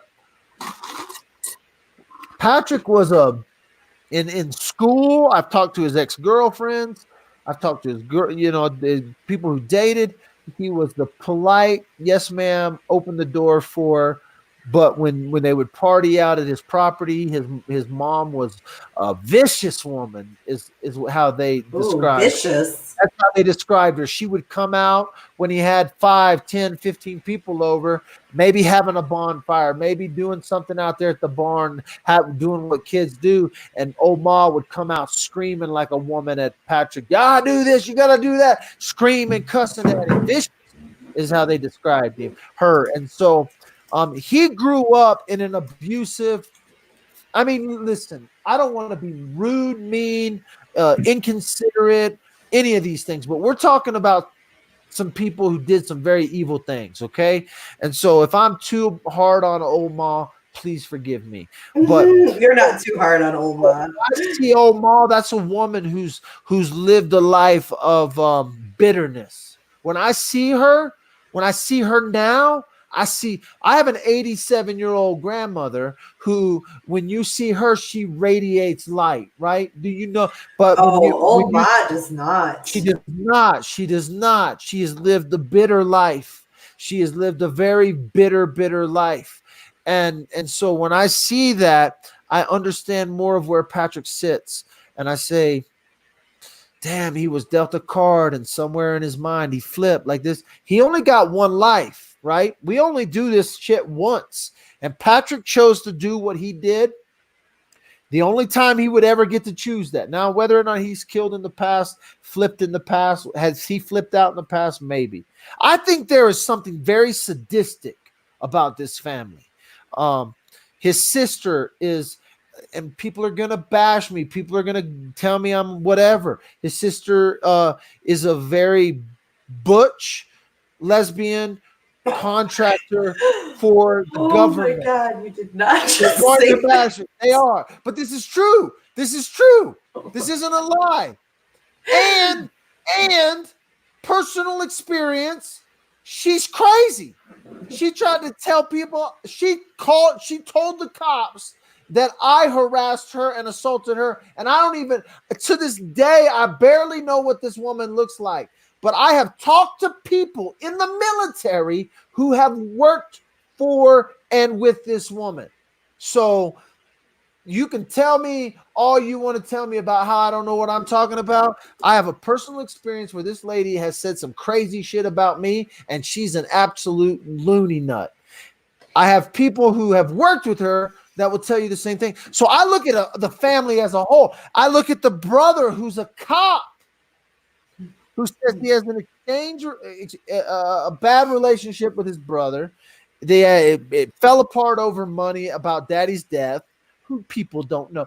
Anybody know how daddy died? Yeah, go for that one, internet hoarders. You'll go down a rabbit hole and you won't have any information still. The Is there brothers even an obituary for the dad? no, There's not. no. That There's is so bizarre. I mean, there's all kinds of craziness, but if somebody can produce an obituary for Robert Frazee of Colorado Springs, of Florissant, Colorado, good luck with that one. And so I look at this whole family and go, shit, something's off. They've only done this once. I'm not perfect and I've done some shitty stuff in my life, but their one time in life ends with the woman's life. Like the one time they got to do something, the one time they got to do something with some relationship, the for all intents and purposes, the first child Patrick ever had, he kills the mother of that child. I mean, that's not normal. There's something that snapped, something that went wrong, something that changed. And so where that came from, I don't know. I can't get there. I've tried to get there. I've tried to get there in my own head. How could you do and say and kill and do all these things? But I can't get there. I need some sage in my life right now, all this talk. Yes, you do. Please, sage all of us too. Oh, y'all better give a super chat for a sage. Season, y'all give till it hurts. I mean, I wonder what did happen to his dad. You know? Good luck, man. I've had the best web sleuth investigator. I mean, have you met anyone that knew his dad? Yes. You have. I've met his dad's sister. I met Shut his dad. up. Oh, bullshit. Right Really? Here at Beerworks, I talk about it. I meet. No. My bad. I meet Robert Frazee's sister's daughter. Okay, so his niece. His niece. Okay. So I meet his niece. His niece doesn't know how he died? No. She asked me, if you find out, you tell. No, she didn't. I didn't know this. I never heard this. I didn't try to call her out. She came up to me. Okay, so I'm down here at the local brewery right here down the street, and this woman is eyeballing me. I mean, she is just freaking going at it. She's giving me not the stink eye. She's like, I'm like, oh man, this girl must follow dad with a phone, you know? And so she comes up to me and she says, "You know who I am?" And I said, "No." And she tells me her name. And I said, so she says, I'm Patrick's cousin. Would that make her Patrick's cousin? Yeah, I think it makes her Patrick's cousin. But anyway, I'm Robert Frazee's niece, but she didn't say Robert Frazee. We were talking about Patrick. I'm Patrick's cousin. And so we start talking, and there was another cousin at the bar too. There was family members there. There was people there. And so we start talking, and I'm like, oh, because that's my first, like she says, I'm Patrick's cousin. And I go, oh, and she's like, well, I'm on his dad's side. And I was like, oh, well, like, she's like, my mom is his dad's sister. And she tells me, you know, we'll talk for, I said, well, what happened to his dad? And she flat out says, your guess is as good as ours. He was here. We were talking to him. About 3 weeks went by, and then we hadn't heard from him. And then it wasn't something that anybody got alarmed over because it wasn't like they had the closest of relationships. And then it was, we asked Aaron, we tried to talk to Aaron, and Aaron said that he had died, but we didn't really have any information. They didn't go to a funeral. Like, they didn't have a funeral. You know, that's so weird. His damn niece doesn't know what the hell happened. And so that's why, like, this whole the conspiracy of has Patrick done something? Did he do something to his dad?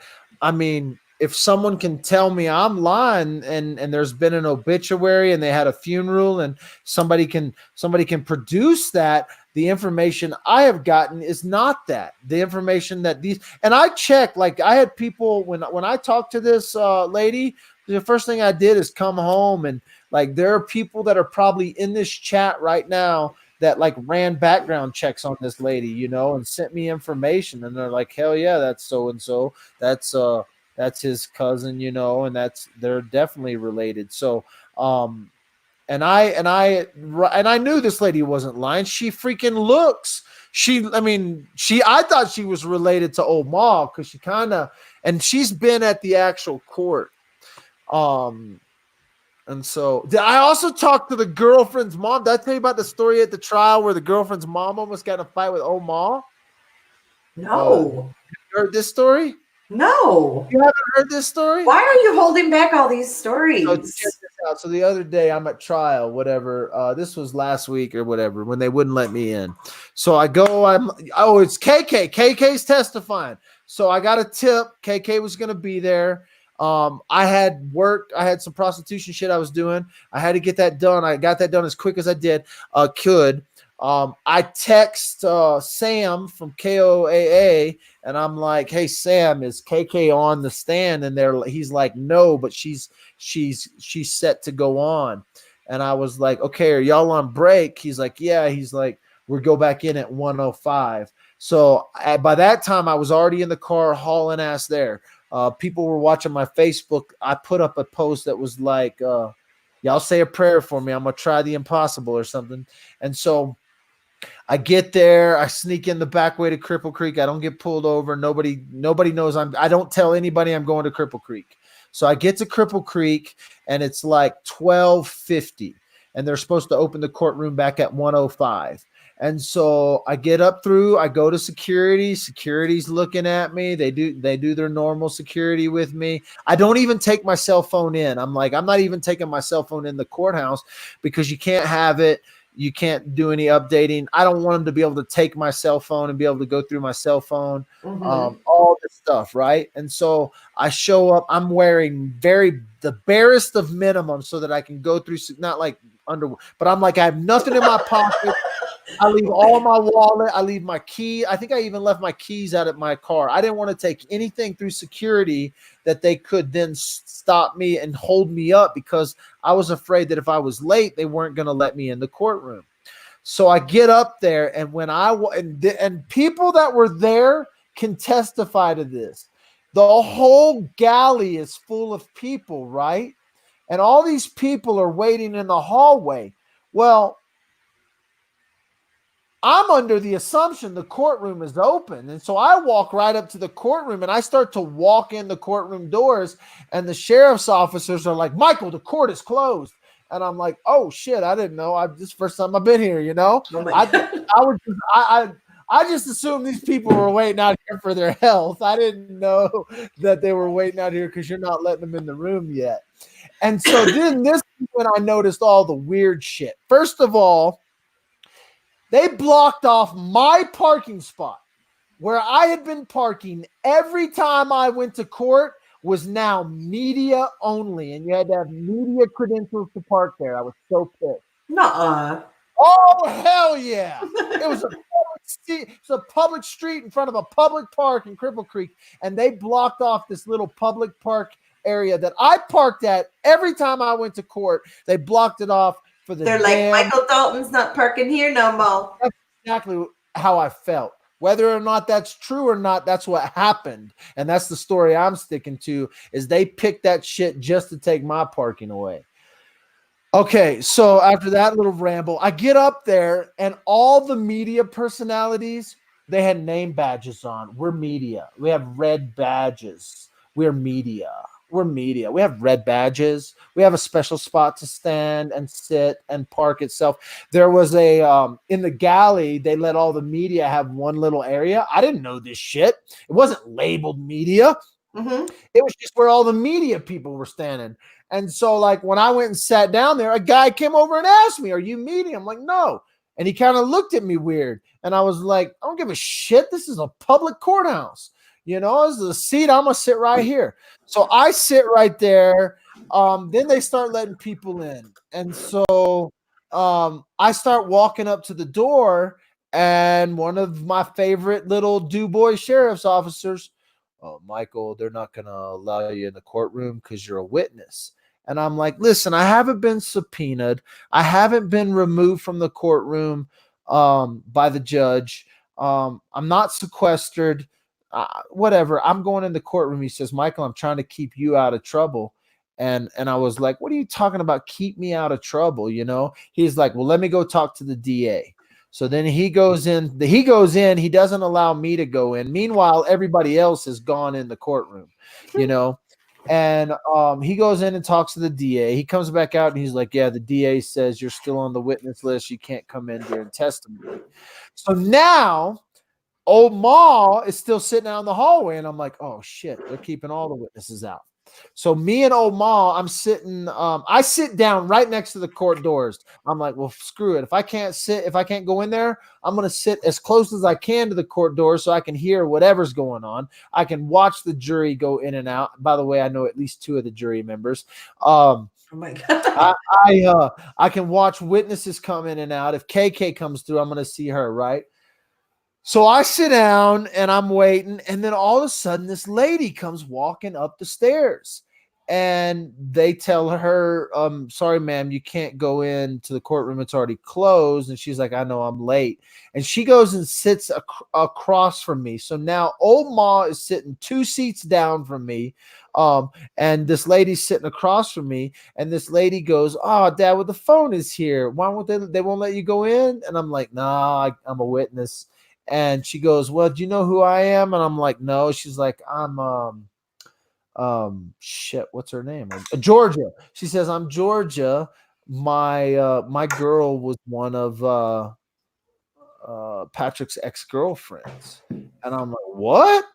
And then I'm like, oh, you're the girl that gave the interview, and her girl was in prison.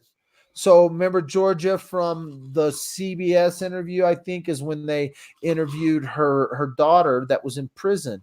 And Patrick said things like he knew how to make bodies disappear or whatever.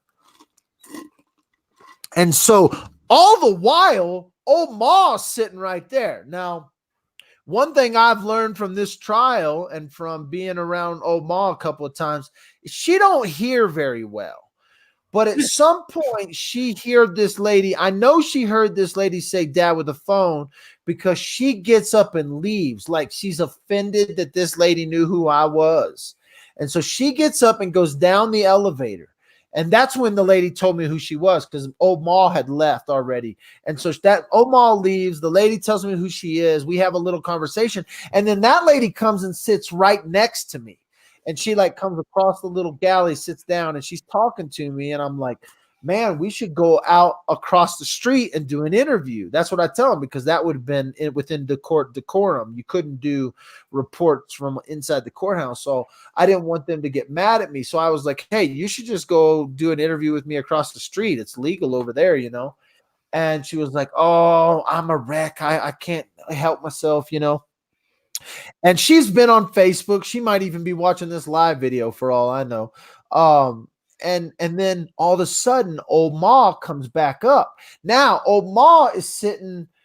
She goes back to the same seat she was in. So now she's sitting with 1 seat in between her and Georgia. Georgia's sitting next to me. And then directly on my left is a Teller County Sheriff's Officer. And then the court doors are right there. So we're just right out in the hallway. And I had told Georgia, I said, did you know that was old Ma? That's Patrick's mom. She's like, I didn't even recognize her, you know? And so that was kind of weird to me. But then I found out that it's been about like probably like 5 years since her daughter had dated Patrick or whatever. Wow. It had been a minute. Well, then old Ma sits down, and this lady, now that she knows that's old Ma, she addresses her, and she's like, hey, Sheila, I'm Georgia. My daughter dated your son, or my daughter's so-and-so. I can't remember what her daughter's name is off the top of my head. But my daughter's so-and-so.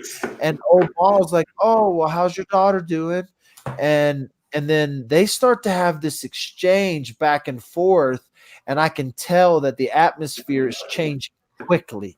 Like the energy in this little gallery became very awkward very quickly. I kept turning and looking at the sheriff's officer.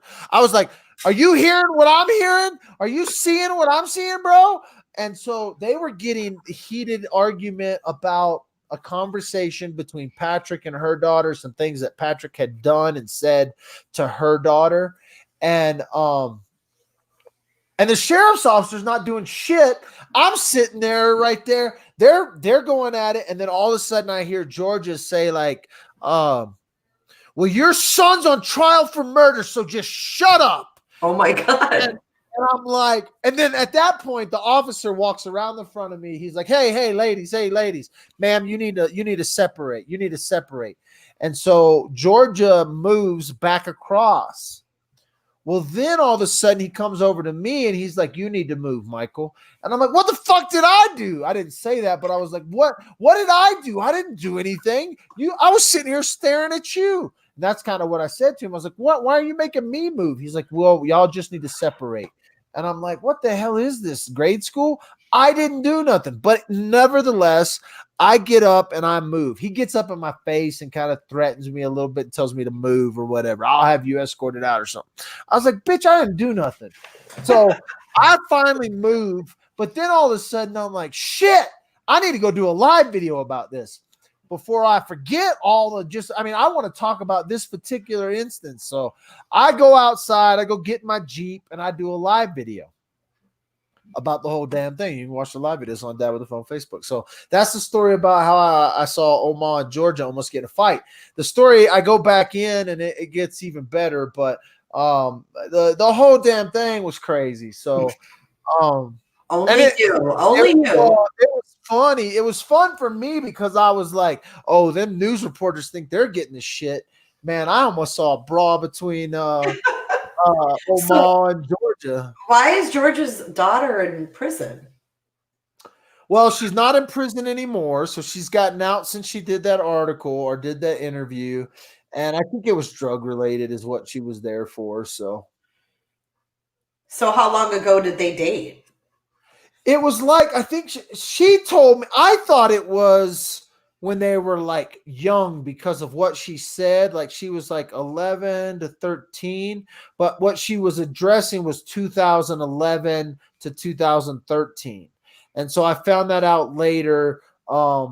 I think Jamie Chick just put up the Facebook video. Oh, she just put up my Facebook.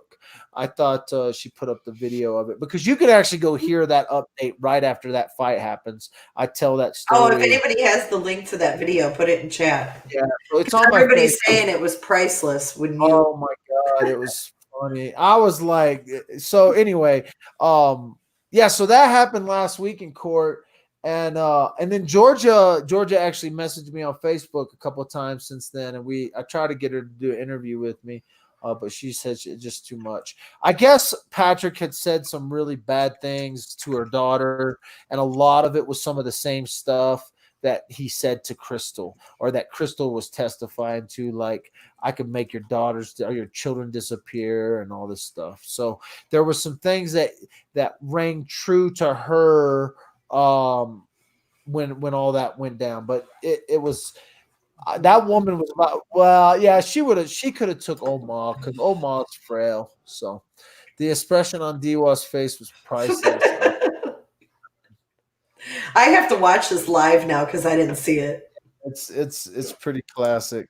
Because I do it right out in front of the Teller County Courthouse. I mean, Teller County Courthouse is in the backdrop. Patrick's up in court right now, and I'm like, dude, your mom's almost getting a fight with your girlfriend's mom out front. Oh my God, that is hilarious. Let's see. Everybody knows a lot of the stuff that's going on. If you haven't already, they've entered trial. They went through 2 weeks of trial. By the way, right before, again, this is a live video you can watch. I'm not making this shit up. On Facebook, you can go see the picture and then you can watch the live video. And this shit almost got me in trouble, by the way. About a week before the case started, me and my wife went down to our local sushi restaurant right here at 8500. Shout out to Fusion Japan. They do a great job. They got a couple of sushi places all over Colorado, but they live here in Woodland Park. So they started a restaurant here, and we get some of the best sushi because they have a restaurant in Denver and Colorado Springs. And so they get some of that awesome fresh fish. So we have a great sushi restaurant here. and me and my wife are up there eating sushi, and we're about halfway through our meal, and then we're in a corner booth. It's the same booth I've been sitting in for freaking 8 years since they've been there. I've worked with this people. They gave me free sushi. Okay. I get free sushi every time I walk into that place. That's how long I've been going there. I've done promo videos. I did a whole reality show where we feature this restaurant. I've been sitting in this same booth as long as that restaurant's been there. Halfway through my meal, Dan May, district attorney for the 4th Judicial District, sits in the booth right next to me. And I'm like, oh my God. I've been going to court. I've been watching this dude in court during the pretrial stuff, during the motion hearings. And I'm sitting there with my wife. I don't know who he was there with, another woman. It wasn't anything weird. He's just there with a woman. I don't know if it's his wife, it's a coworker. I don't know. It's probably his wife. And he is on the other side. So he's facing me. I took a cool selfie. He's in the backdrop. You can see that. And then I say to myself, if I could ask Dan May one question, what would I ask Dan May at this moment? Like, are you going to get him? Well, that's kind of a straightforward question. I don't want to say something. I wanted to make sure if I could ask him a question that I would be able to ask him. Yeah, I want to just direct something he can answer, you know? And so when we pay our bill, him and whoever he's eating with is already they're just now, they haven't got their food yet. They got their drinks, whatever. They sat down. We were almost finished. So we're about to leave. And when I get up, I make eye contact with Dan May, and he acknowledges me. Like, he's like, how's it going? You know, or he makes a nod towards me, and he actually stood up. And I was like, oh, well, hey, how's it going, man? I've been watching you work. Are you going to wrap up this Patrick Frazee case? And he says, well, trial is set to start, and we're going to set to start in a week, and we're going to wrap this thing up within 4 weeks after we start. And I was like, sounds good. And so I go out immediately. I do a quick live video of this interaction. Later on, that live video will be played to Judge Sales, and they tried to gag order me and all kinds of stuff over that live video. And I was like, I was damn at dinner, and even Judge Sales is like, I listened to his video. He obviously lives there. It was just a random meeting. Dan May has said it wasn't anything.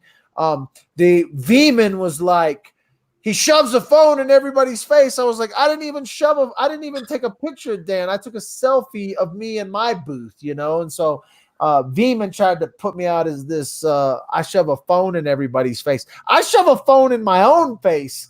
And so anyway, Dan May, they say, no, we can't gag order him. He's not a member of the media, blah, blah, blah, blah, blah. But either way, Dan May has hit the under on this. He wrapped this shit up in 2 weeks.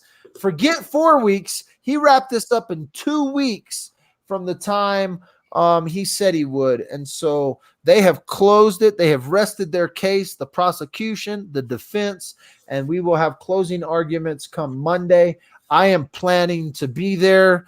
God don't come back, and Teller County don't throw me in jail. So I wanted to talk about something that happened on Friday when the former homicide investigator took the stand. Yep. And he was talking about the amount of blood that was found in Kelsey's house. Yep. And he suggested that it may have taken 10 to 15 blows. Yeah. Isn't that a bit much? I mean, that is like that's really rageful. Like, that's a rageful murder.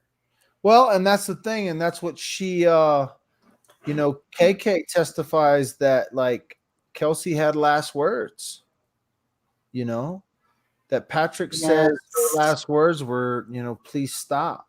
God. And it's so brutal. It's meanwhile, Kaylee is in the other room.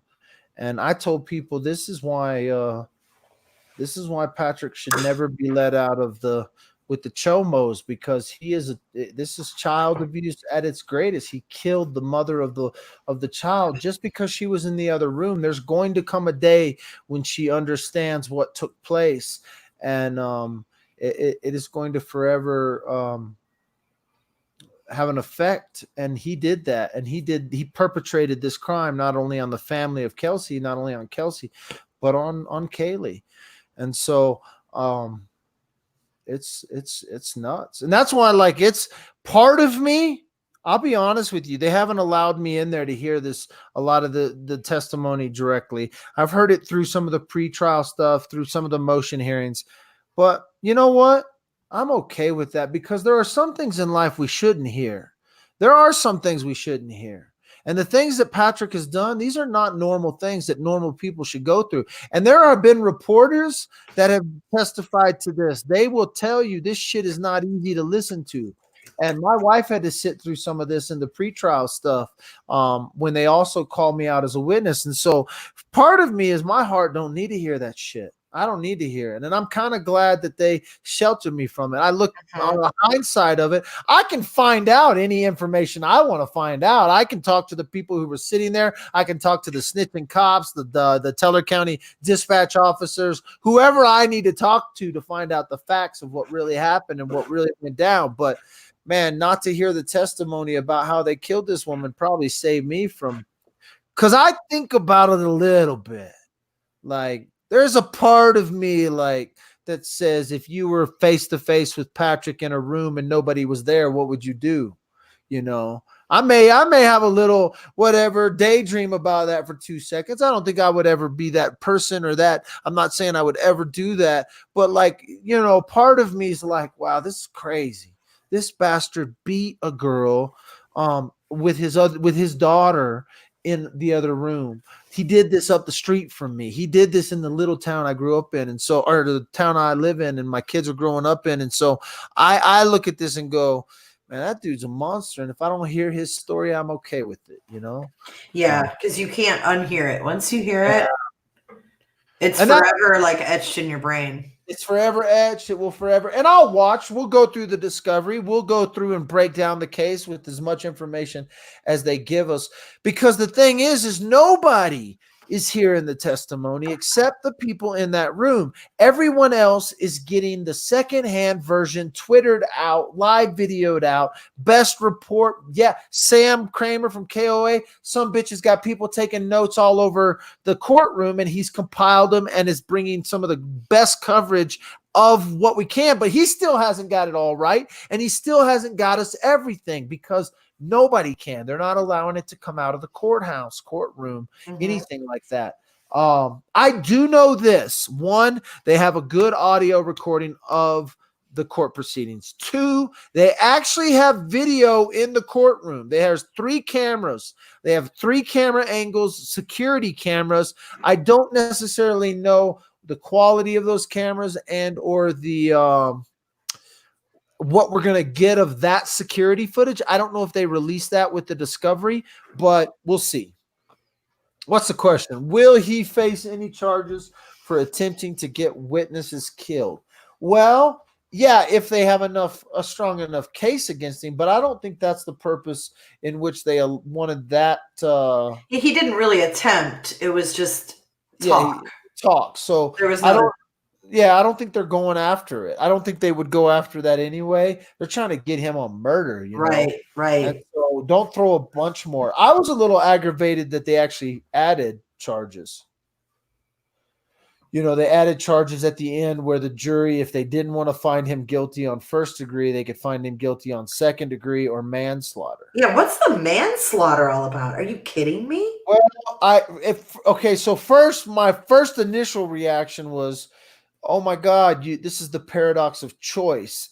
This is the society we live in. You can go to a department store and there'll be 105 different pairs of blue jeans for you to choose from, right?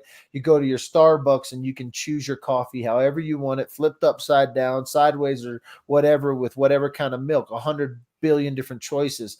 And this is what we've turned ourselves into, is like, oh, well, let's give the jury 3 choices. If they, if they're arguing over first degree, let them know they can do second degree. So I was like, man, we're giving these guys, no, you either convict this some bitch on first degree or let him go and let someone kill him, And so they gave him all this, and I talked to a attorney about it, my freaking attorney, me and him. I texted my attorney. I was like, these sons of bitches are gonna let him off on second degree, and he was like, what are you talking about? So we started talking about the Patrick Frazee case, and he called me and was like, no, Michael, this is what they always do. They're always going to add stacked charges. Now, they had already stacked a bunch of charges on him.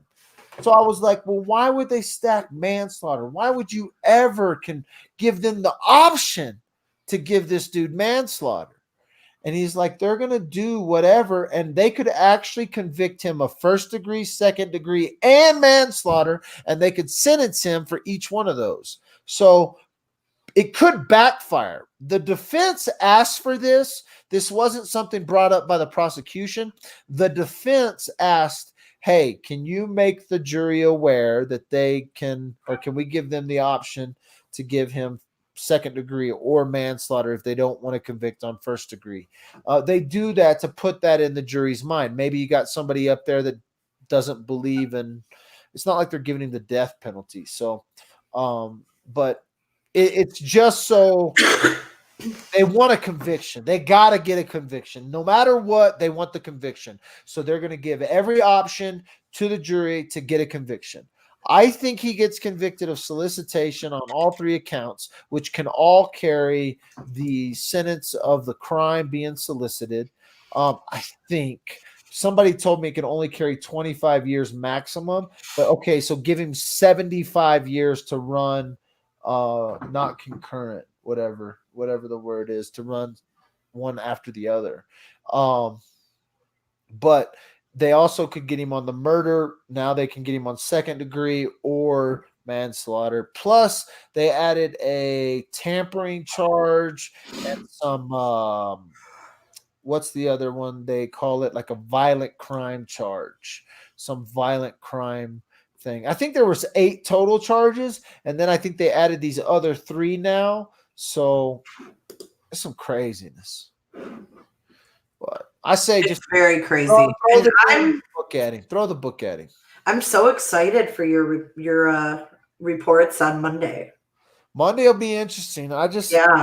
I hope they let me in, because really now I just want to hear it. Like, I mean, I haven't, it's not like they've kicked me out for anything other than they said I was a witness. Now I believe that once somebody reported to me that once they rested their case, that they allowed Omar to go back in. So, did they? Yeah. So if they've allowed Omar to go back in, they should allow me to come in and hear the closing arguments and the verdict. And old Ma never testified.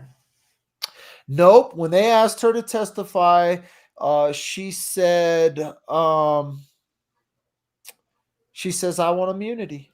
Give me immunity and I'll testify. But Omar, did you see my little red Angus here and my horse and my elk baby? Yes. Yeah. See, Omar, you can talk to Dad with a phone. I got the safe words. Oh, that's some crazy shit right there. Your safe word guy. I wonder. Yeah. So Terry says, I wonder how long the jury will deliberate. Oh, man. I think they're going to go 2 days. You think 2 days? Well, okay. I don't know what those, you know what? I don't know. It could be 1 hour. They could walk in there and be like, y'all ready to fry this bitch? And they could just give it to him. Or they could go in there and they could say, let's take a second so at least we don't look heartless, And so, yeah, I think it'll be 2 days or it'll be 2 hours. So I think it's going to come back quick. Yeah, Kyle said Kai and Kendra said 1 to 4 hours max. So yeah, I mean, yeah, I'll go with the 2 hours. I can go with 2 hours. Charm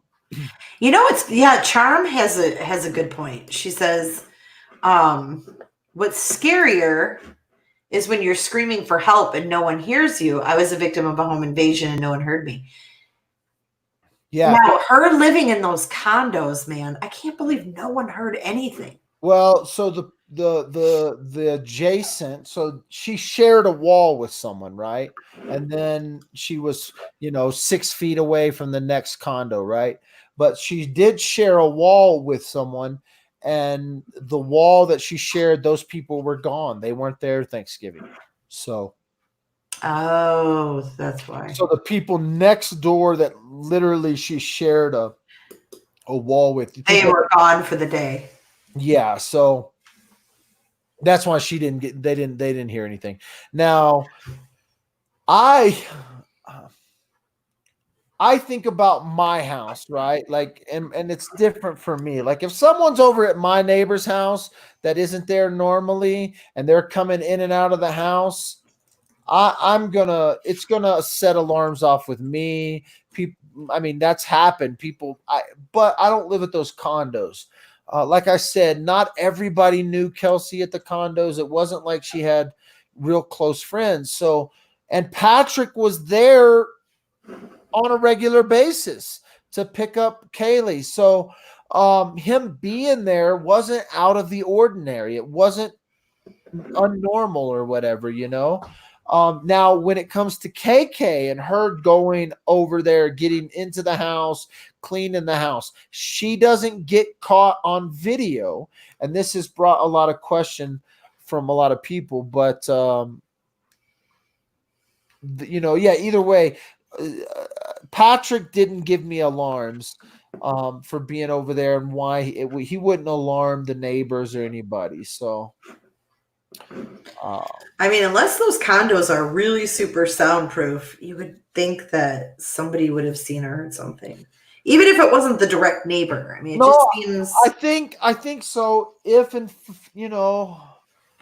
This is where it gets hazy for me. The way in which the crime took place, the way in which the murder took place. I don't know if I necessarily believe that. I understand that law enforcement has tried to corroborate her story as much as possible. So they have told the story as KK laid out the story. How Kelsey died, in my mind, is still, we haven't heard the whole truth. And how the body was disposed of, I don't think we've heard the full truth. And these are things that, like, I feel like if in fact Patrick wanted to make one last ditch effort to make a plea deal where he spends his prison time, make a plea deal of, some sort of prison classification, some sort of that, if Patrick told the truth, in a sense, the truth could set him free. Not maybe that set him free from prison like it did KK. And KK could still face jail time. I think it's very, very unlikely that KK faces jail time. But in a perfect world, she would go to jail for 3 years. I just don't necessarily see that happening. With Patrick, if Patrick were to say, okay, here's where the body is, I'll tell you where the body is if you let me stay in a Colorado prison. These are things that DAs can strongly suggest to the judge, and sentencing can all take place with these negotiations involved. And at some point, I feel like if Patrick really wanted to make a last ditch effort, I've said it. Hey, take down KK, tell us what she did, and tell us where Kelsey is, and maybe you can still work a deal for your location. Because Patrick's had it easy. People want to say that county jail is harder than prison. Oh, no, it ain't. The only people who say that are people who have never been to prison. And the county jail, especially in Teller County, is like a Holiday Inn, kids. And Patrick has been able to get out of that jail multiple times per month and drive the same roads he grew up on the way to Cripple Creek. But once they take him and put him into the Department of Correction system, he may end up in BFE with Joe Blow knows who from New Jersey as a cellmate. And so Patrick's going to have a rude awakening come his first day walking into the DOC, where he becomes a minority. A white male of his age is a minority in any prison in America, and he ain't gonna get to see. He don't get to choose who he's screwing. They get to choose him. Mm-hmm. It's he may go in with a little bit of celebrity status, but he will soon run into an OG that has spent their entire life in prison, and that status means jack shit when it comes to prison terms. You know what I'm saying? Like, he may carry a little clout with some of the newbies, but I promise you, folks, when he runs into someone who has spent life in prison, and this is who he's going to be with, are the lifers. He ain't gonna have a smile on his face. Let's just say if he gets put on suicide watch, he better hope he don't have the same guards Epstein had. You know what I'm saying? So it'll be interesting on what happens to Patrick Frazee over the next 10 years. Well, let's just hope that it goes the way that we think it's going to go, which I think it will. I don't think there's any doubt that he's going to be convicted. Is there anybody in chat, speak up or forever hold your peace, that thinks he's going to walk? See, I did before Friday. But are you thinking the Jailhouse Snitch is the only thing that gave it to you? Well, no. I guess when Moore testified, that kind of sealed the deal before the snitch. Yeah, Moore testified. That's true. The friend that calls him the stepson that says, hey, this kid said. And then that guy ends up on his hit list? That guy did? Ooh, yeah. Like, are you fucking kidding me? Because he knew he had told him. Which is crazy, because if in fact Moore was on that hit list and that kid who turned Patrick in for the hit list, it is telling, because I wonder if they told Moore he was on the hit list to get him to testify, because he didn't testify until after they knew about this guy at jail. And they also Oh, interesting. Actually, I think Moore Moore came forward when he knew that they had the February 2nd phone call.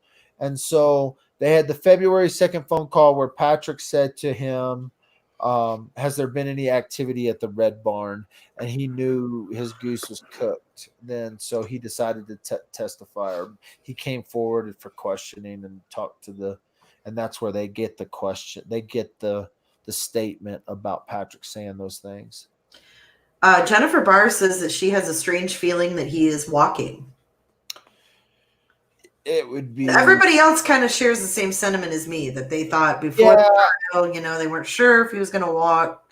I don't think Teller County would allow it. Like, they would lose their face, right? They would, like, the world would crush this little community because they let Patrick Frazee walk. The judge would be crushed. Dan May is not. Dan May is on his he's done. He's no longer the DA after April of 2020. He can't run again for DA. He's not going to go out losing the Patrick Frazee case. This is a man who's been in the DA's office a very long time. I talked to my attorney, my attorney used to be the DA in Teller County. And my attorney has tried a bank robbery with Dan May. In other words, he was the DA with Dan May on the bank robbery, and he said Dan May is one of the sharpest attorneys in the state, and he's not going to go out on a loss to Patrick Frazee. So I think people are delusional. You've heard the testimony through Twitter, through Facebook, but imagine sitting there and listening to Kelsey's mom testify. Imagine sitting there listening to Kelsey's dad testify, to listen to Kelsey's brother testify, and these different people There ain't no way the juries, and then on top of that, the Snitch, KK story, all this other the Joe Moore testimony, the Bob Saget alibi test, all these things. If a jury in Teller County lets Patrick Frazee walk, oh, I would move to Indonesia or somewhere because the world is broken. So they've already let KK walk. They cannot let him walk too. No. Um, and you know, at first kicking off, no body, no crime, no blood, no nothing, no nothing, no nothing. Oh, they got a story of a toad and a fire, but all of a sudden video evidence and in the phone pings, people, I you know, I forgot. There's all this technology and all this craziness. What happened? KK goes and sets up an account at Walgreens. Patrick went and printed off photos from Kelsey's phone. From Kelsey's phone, he went and printed off photos, like family photos. There was all this stuff that took place in the planning, the preparation. He built the fire. They built the fire prior to the killing. And so just don't see it happening. What do we got here? Do you think that the jurors are afraid now knowing about this hit list? No. I'd be a little freaked out if I was on this jury. Yes and no. One, they protect the jurors very much in a sense of Patrick doesn't know. Well, he has a jury list, so he would have known or have access to their names. But that's all. Every phone call, every letter, everything, right, is supposedly being monitored. But, you know, this guy wrote a hit list out with someone and they got it outside the jail. The jury's been asking a lot of questions. That's one thing I love about Colorado. I don't know if that's in every state, but in Colorado, the jury has the ability to question the witnesses, and they question. Yeah, so after the defense, after the prosecution has gone through their questions, juries have been asking these questions of the witnesses, and their questions have been very intelligent, very logical, very thoughtful questions, and this has given a lot of people hope that, you know, with that ability, the jury is getting the information they want, even if they have to wait and ask for that question. So. Who's the other reporter besides Sam who's been covering this? I like Ashley. There's been a couple. There's Jacob from the Gazette. Yeah, Jacob. That's it. Yeah, from the. What's his last name? Roberts or something. Maybe somebody will find him. I don't. Can the moderators put Mike's, Sam's, and Jacob's Twitters up because they all have good info on them? Yeah, mine's been a little lacking because I haven't been sitting in the room and they haven't been allowing us to tweet. I actually started tweeting more about this case because that was the only medium in which they allowed us to report was through Twitter. So once they quit that, it was Facebook Lives for me. But Sam's got a good one at Sam Kramer TV. Michael E. Dalton is my Twitter, so you can find me at Michael E. Dalton. Ashley, if you put in Ashley KKTV up in the search engine in Twitter, you'll come up with Ashley's Twitter handle. I don't know Ashley's Twitter handle off the top of my head, but if you search it, you'll find it. Ashley KKTV. Jacob from the Gazette has had some interesting perspectives. Yeah, I was reading his. I liked his. Yeah, people have been he's been pretty up to date and he's been delivering. Sam has been taking a collaboration of notes and actually using a collaboration from multiple media conglomerates and doing his live reporting, and he's been doing a really good job. We changed the game for him on Facebook, so up until the trial, no one was doing long form Facebooks, but when they changed the decorum on us, they were the news organizations that have these reporters, they have them under contract, And so a lot of like what Sam and Ashley and these guys can do is most of their, even their literal like, they're under contract with these news organizations, and they can't necessarily do what I do and just go out and do Facebook lives about stuff that they're being paid for to actually do for those news organizations, right? But what they did is they flipped the script and they let Sam loose on Facebook, and he's been killing it on Facebook lives and doing long form from his personal Facebook page and building his profile, building his online brand, which is normally against contracts with these news organizations. But I'm going to take a lot of credit because they were threatened by Dad with the phones, Facebook lives. They turned their boy loose on Facebook Live, which I'm totally happy with it. I love Sam. I had breakfast with him on a couple of occasions. We've talked about this case since it started, and we'll probably talk about it as it finishes it up, even just personally back and forth. So, no, he's been doing a great report. He's done a great job too, yeah. Well, yeah, and it's fun because like Sam is a 2.5-year-old reporter. He was really focused around fire. A year ago, he was a 1.5-year-old reporter when he started on this murder case, and it was fun to sit down with him and get his history on where he came from, what markets he came out of. He's going to be out of this market, bro. I mean, he's going to be 3 years in his contract by the time this thing's pretty much wrapped up at the middle of next year, and he's going to be moving on to a different market, and we've already talked about it. And so it's fun to see, like, I wonder where Sam's going to be in 4 years and 5 years, and it'll be fun to watch his little career move across the country, grow nationally, knowing that like he started right here covering the forest fires, and so right. Yeah. I didn't realize he was so young. I was like, yeah, he's 23 years old, man. Wow. Like, for him. wet behind the ears. When I was 23 years old, I can't even tell you what I was doing. Good for him, though. No, yeah, it's great. It's cool to see. It's fun for me because he was one of those a lot of the other reporters have been they don't know what to think about me, but Sam made a conscious effort to come over, engage with me, talk with me, get to know you. Yeah, definitely. And I think through all my craziness, people judge me through a lot why I do this. I think Sam understands why I do it and why I got involved with this particular case. Like I said, this thing's going to go away. It's not going away anytime soon, but it's going to go away eventually. And I may just fall back into, hey, look, the deer crossed the road. But I mean, I'm very interested in some other cases.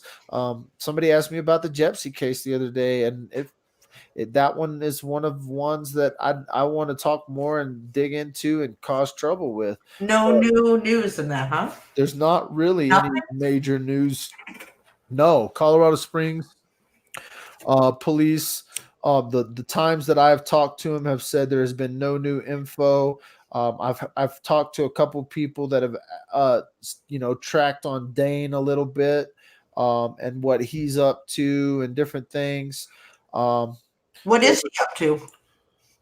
I guess he's still in California, and he's got some new voicemail on his phone with a girl on it. And there was a lot of speculation around, there was a lot of speculation around that case, even to a point where I was like, oh gosh, I don't know if I can even dive into this without touch it or get any closer to it.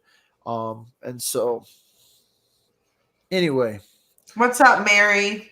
What else? What we got? Questions? We've been going for 2 hours and 43 minutes. I know. Killing it. Dad's been rambling. I'm gonna try to read some of these. No, you've done great, man.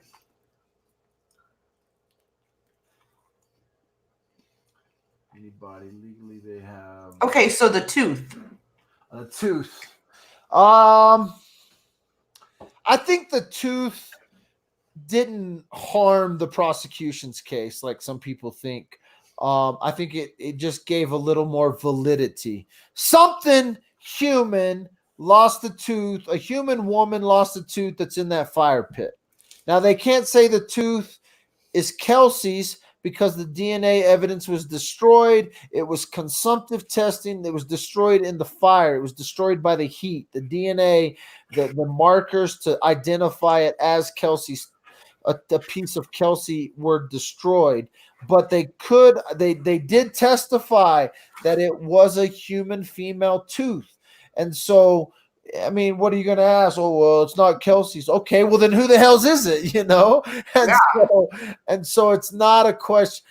I don't think it harmed the prosecution's case at all. One, because they followed the tote to the fire pit.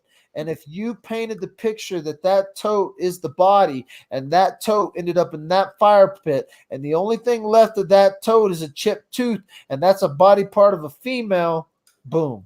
You know what I'm saying?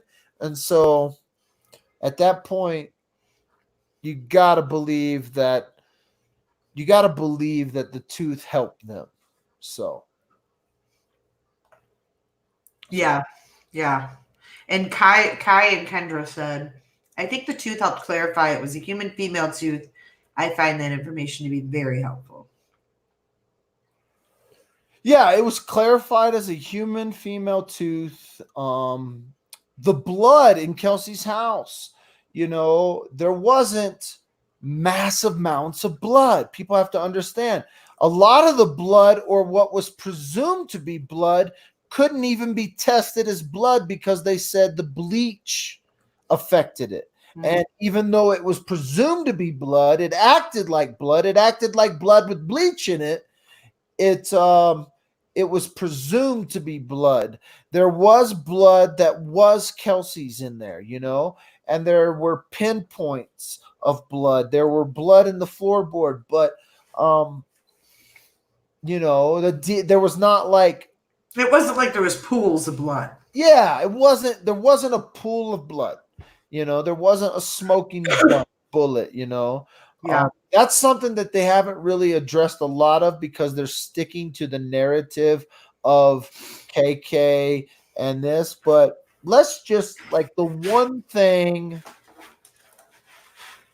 that has always bothered me is the gun that was in the car with KK while she was down here. And the fact that although Kelsey was not heard from after the 22nd, does that mean she was already dead? Or was she abducted, poisoned? If we're following the black tote, if we go on the theory of the black tote, then she was for sure killed on the 22nd. She was put in the black tote and removed from the house on the 22nd, according to the Williams brothers furniture. The black tote moves around. But besides that, could Patrick have used a gun? Could Patrick have used, or could KK have come down here and used a gun? And that would go to, well, then it didn't happen at the condo, because a gunshot at the condos, a gunshot in the town would draw attention. Not because we don't have gunshots. It's because if we have gunshots in town, the cops get called. Trust me, I've set off fireworks in this town. So, it's a small enough town. A gunshot goes off, you got to believe the cops are coming. But I've always had a weird suspicion that somehow Kelsey leaves with Patrick and they go to the Nash Ranch. And it didn't happen necessarily at the house. And the blood was a plant thing. But I don't believe that down in the deepest of my hearts. I actually believe KK's story. I believe what she's given the best version of the story she's been told from Patrick. And so that's kind of where I fall. I think he'll end up, I think he's going to be found guilty on all charges. So we'll find out. Let's hope so. Because he deserves it. We're going to find out next week. Yeah. So what's the plan for Monday? What time are you going down there? See, now this is where we need to keep some details out because Oh, it's just the last time I tried to get to court, I was pulled over and harassed. oh, gotcha. No, like literally last week, I was pulled over with my wife. We were pulled over and harassed for 20 minutes and then let go. And so yeah, there is some. Let me just say, I am preparing. I have to prepare. I'll probably go down there the night before. Probably stay down there the night. Karina says wear a wig. Wear a wig. Yeah. Because that's gonna help. They ain't gonna recognize me if I wear a wig. I would recognize you with hair. Oh my god. Yeah, melted plastic, Lily. They found that in it was like a layer of the melted plastic. You think Megan miscounted her bullets? Oh my god, Dad with a wig. Oh my god, stop. If I go down there with this, I've seen you in this before though. This is my natural wig. You are fucking crazy. People think this is my real hair. Like when I wear this out. No, they don't. Yeah, they do. Oh, yes, they do. Oh my god. I wore this wig in Vegas one time, and they thought I was a movie star. I put some sunglasses on, and they didn't know who I was. Oh my god. I should just I'm gonna do the rest of the live video with this wig on. This is why Dwap lives are so fun. So, I bring props. We got look at him, he's all serious. We got the red Angus here. Oh well. Well, it's been fun, Jay. I know, man. Fun. Thanks for all the great updates and details. Have we answered all the questions? I think so. Everybody has your links and everything to follow on Monday. They'll find me. Yep. It ain't that hard. No, you can't hide. Dwap can run, but he can't hide. Google Dad with the phone. You'll find it. Female 2. Any other questions we haven't really talked about? We talked about a lot. I mean, everybody else, the details are as good as they get when it comes to Twitter. We've told you where to go look if you need a real breakdown. I plan on doing, like, as soon as this thing's over with, I've already gone through everything I already have as far as video footage. You got a lot of video footage from a lot of different things around this case, whether it be from the dump, the Frazee property, the Nash Ranch, Kelsey's house, things that happened around the Sonic footage, all that stuff. And so lots of things we can go over and break down, especially once we get the actual transcript. If I can just get the transcript of the actual testimonies and I don't have to like piece together these tweets from different people, I think we'll have a better understanding of how much evidence they actually had against him. Right now, we're just getting these transcripts of these tweets and these, reporters stuff. So. Hey, before we go, Jamie had mentioned a few times. Yep, I'm here. For you to tell me the story before Cheryl testified. Oh, you didn't hear that story? That's some crazy. Like I'm gonna burn some sage for this. All right, I want to hear this. So Cheryl was one of the very first witnesses they called. She was called in the afternoon. I think she was the very first witness. She came back to the stand twice, but she was the very first witness they called. And if I'm correct, somebody correct me if I'm wrong on that. Maybe they called in a witness before Cheryl, but they didn't. I'm 100% sure she was first. Yeah, because I'm getting reports. So I got some people in there, people breaking decorum. They're like freaking. They're tweeting me live from the room, they're text messaging me from behind the defense table. They're in the jury box. They're, wherever, the little rats and the mice that are in the room. There's a lot of people in the room. People are doing the stuff they shouldn't be doing. And so I'm getting all this information come to me.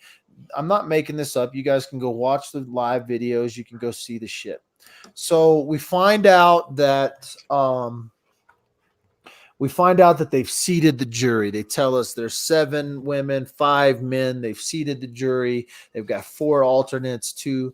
We're making this report. I'm trying to do this report about the jury, And man, I don't. As real as me and you are talking, all of a sudden I'm like, man, we need to pray for Cheryl Berreth. And I'm like, and I say, not just pray. I'm like, I don't care if you meditate on the trees. I don't care what your religious belief is. I don't care what if you believe that there is something greater than just you and I, if you believe and there's some energy, some karma, whatever, meditation, yoga, I don't care what you do, underwater basket weaving, if that's what you do to focus, let's focus on Cheryl Berreth and say some, prayers and send some positive energy her way. Her and the family are going to be testifying over the next couple of weeks, and we need to pray for this woman to have the strength. And I shit you not, within 20 minutes of us wrapping up that live video, Cheryl Berreth takes the stand and freaked me the freak out, because I know that whatever was happening in that Facebook, whatever was happening in that live video, there were people from all over the world, from literally Australia, England, Ireland. There were people from all over the world focusing their prayers and their energy towards Cheryl Berreth before she took that stand. And she got up there and probably gave one of the most heartfelt, tear-jerking, she's a strong woman. Yeah. And so yeah, man, it was that's pretty cool. Go back and watch that live. That's all I'm saying. It was live on Facebook. Well, I think everybody here, when we get off, they need to go watch a couple of your lives that we've talked about. I'm having a hard time taking you seriously with that hair. Well, oh my God. You know. Did you have? I couldn't even see your damn headphones. I have my headphones on. Oh yeah. You couldn't see him with all that damn hair. Yeah, that's my. Well, she is strong. She doesn't have to be strong. She doesn't have to be. A lot of people. I mean, I know when you're in the moment, you kind of, muster up that strength from somewhere, for your daughter. But still, I mean, to be going through this custody thing. Not only was her daughter brutally murdered by this piece of shit, she has no body. They have no memorial. They have nothing. They have no closure. But she's also had to fight for her granddaughter. Yeah, and that's all. Like, double whammy. People have asked if she does have custody. So the state of Colorado is retaining legal custody of Kaylee, and the Berreth family, Cheryl Berreth and her husband, have retained physical custody to this moment. They have already worked out the interstate jurisdictional things that have to take place for that to happen, for them to be able to leave the state of Colorado with the baby, because the baby is under the legal custody of the state right now. As soon as Patrick's conviction happens and probably sentencing, they will then proceed to, I believe, move full custody, legal custody into the Berreth family. The only one that probably, listen, Cheryl Berreth, you call me if you need me to testify against Erin Frazee if she gives you any crap in the custody battle. Omar Frazee doesn't have a chance in hell to win. And so the only people fighting for custody is the Berreth family and Erin Frazee. Why the hell does she want custody of Kaylee and Omar Frazee? If Erin becomes an issue, you call me and I'll testify to how crazy that woman is. And she doesn't. She don't need to be anywhere near those kids. And she really doesn't. She has no business. I can't even believe that they have the audacity to even fight for that baby girl. Because there's money involved. I think that Kaylee has some right or inheritance from the father, and I think that's why they wanted to get Kaylee. And disgusting. which could in turn, I also think, because Aaron and Sean are in battle for money from the father's estate. Yeah, they're fighting over his estate. Over that. So, and I think Kaylee has a part of that. And so I think that the Berreth family is going to be entitled to some of his estate, whether or not they even worry about it or go after it. I doubt it. I think what would end up happening is if they get legal custody of Kaylee, they've already got the physical custody. If they get the legal custody, they will be 80. This family will be out of their minds, try to be out of their life. They will not want to battle over some money. You know, the Berreth family is not trying to get any money out of this. And so, yeah, they will probably be done with. Horrible people. So, well, and again, I would not say the things that I can say about some of the Frazees, except that I have personal experiences into their craziness. And so that's the only reason. And what I'm referring to is, again, a video where Erin Frazee tells the Cripple Creek cops that I am harassing her, and everybody was watching my shit live. They know I didn't even know who she was at the time. That was insane. And the cops pulled me over in the middle of Cripple Creek. So again, I found out later after, and I think that Erin, well, I got to shut up now because I got some other stuff still pending. But anyway, she's a crazy woman. I don't know if she's as crazy as her brother, but she's crazy enough. So, well, I just think that they all kind of seem to have some fucked up morals and values. To say the least, for you sure. know. So, we're still 3 hours. I know. Thanks so much, Mike. What else we got? Anything else we need to cover before we go? I don't think so. What are y'all thinking about in internet world? What time is it there? They're saying don't spill the beans about Aaron just yet. Yeah, we gotta wait. What time is it here? 12. 12 midnight. So it's midnight. Well, sweet. Well, this has been awesome. I know. Thanks, Mike. It was nice to work with you again. It's been a long time, and I was thinking about this while we were live. I have to give you a little bit of hell.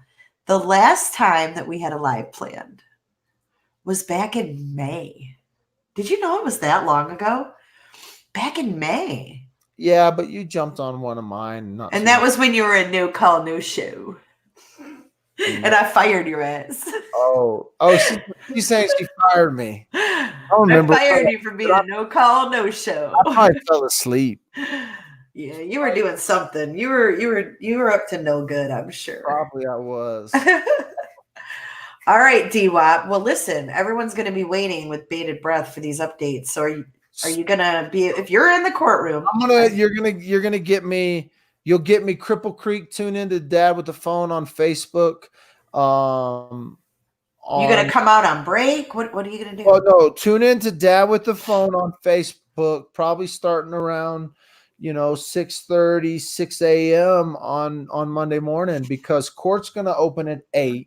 It's gonna start at 8:30, but I'm gonna already be in Cripple Creek, locked down on my location, so that all I have to do is walk to the thing. Yeah, don't get behind the wheel that morning. No. I'm gonna walk to the courthouse. At that point, the only thing that's going to keep me out of the courthouse is if they try to violate me through some decorum, but who knows? I'm not a witness anymore. There's no more witnesses to be called. The state has rested. The defense has rested. And supposedly all we're going to hear are closing arguments. So interested in that. Yeah. All right. Cool, all right, Mike. Y'all can find me on Facebook at Dad with a Phone. You can find me on YouTube at Dad with a Phone. Are we doing a fireside tonight or what? We were fireside, but I don't have my fire burning right now. I'd be just don't put your phone on it. No, I would. If I was this close to my fire, I would be toast. So. Well, do you remember the last time?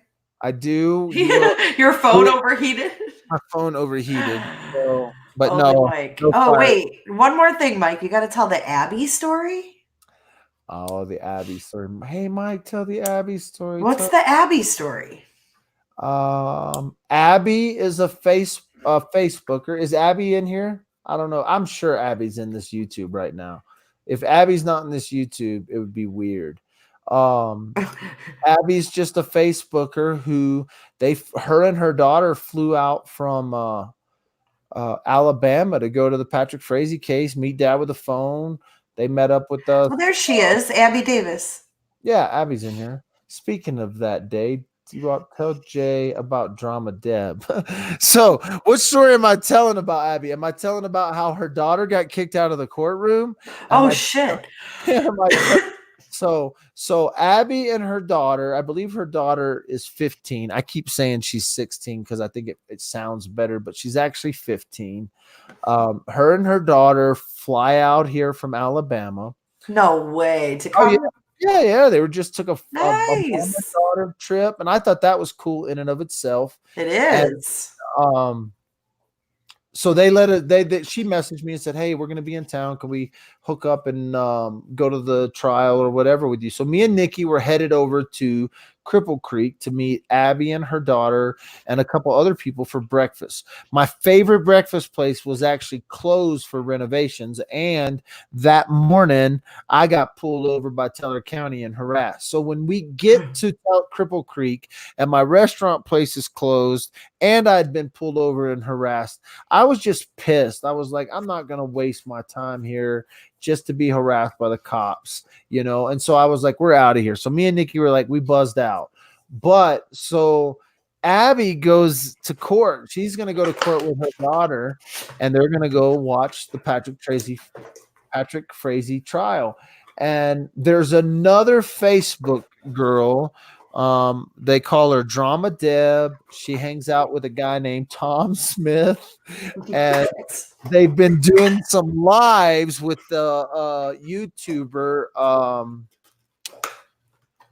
the European fucker, Armchair Detective. Oh, for fuck's sake. Okay. So they've been doing lives with Armchair Detective, and then Tom Smith has been really like trying to point the finger away from Patrick to a bunch of other people.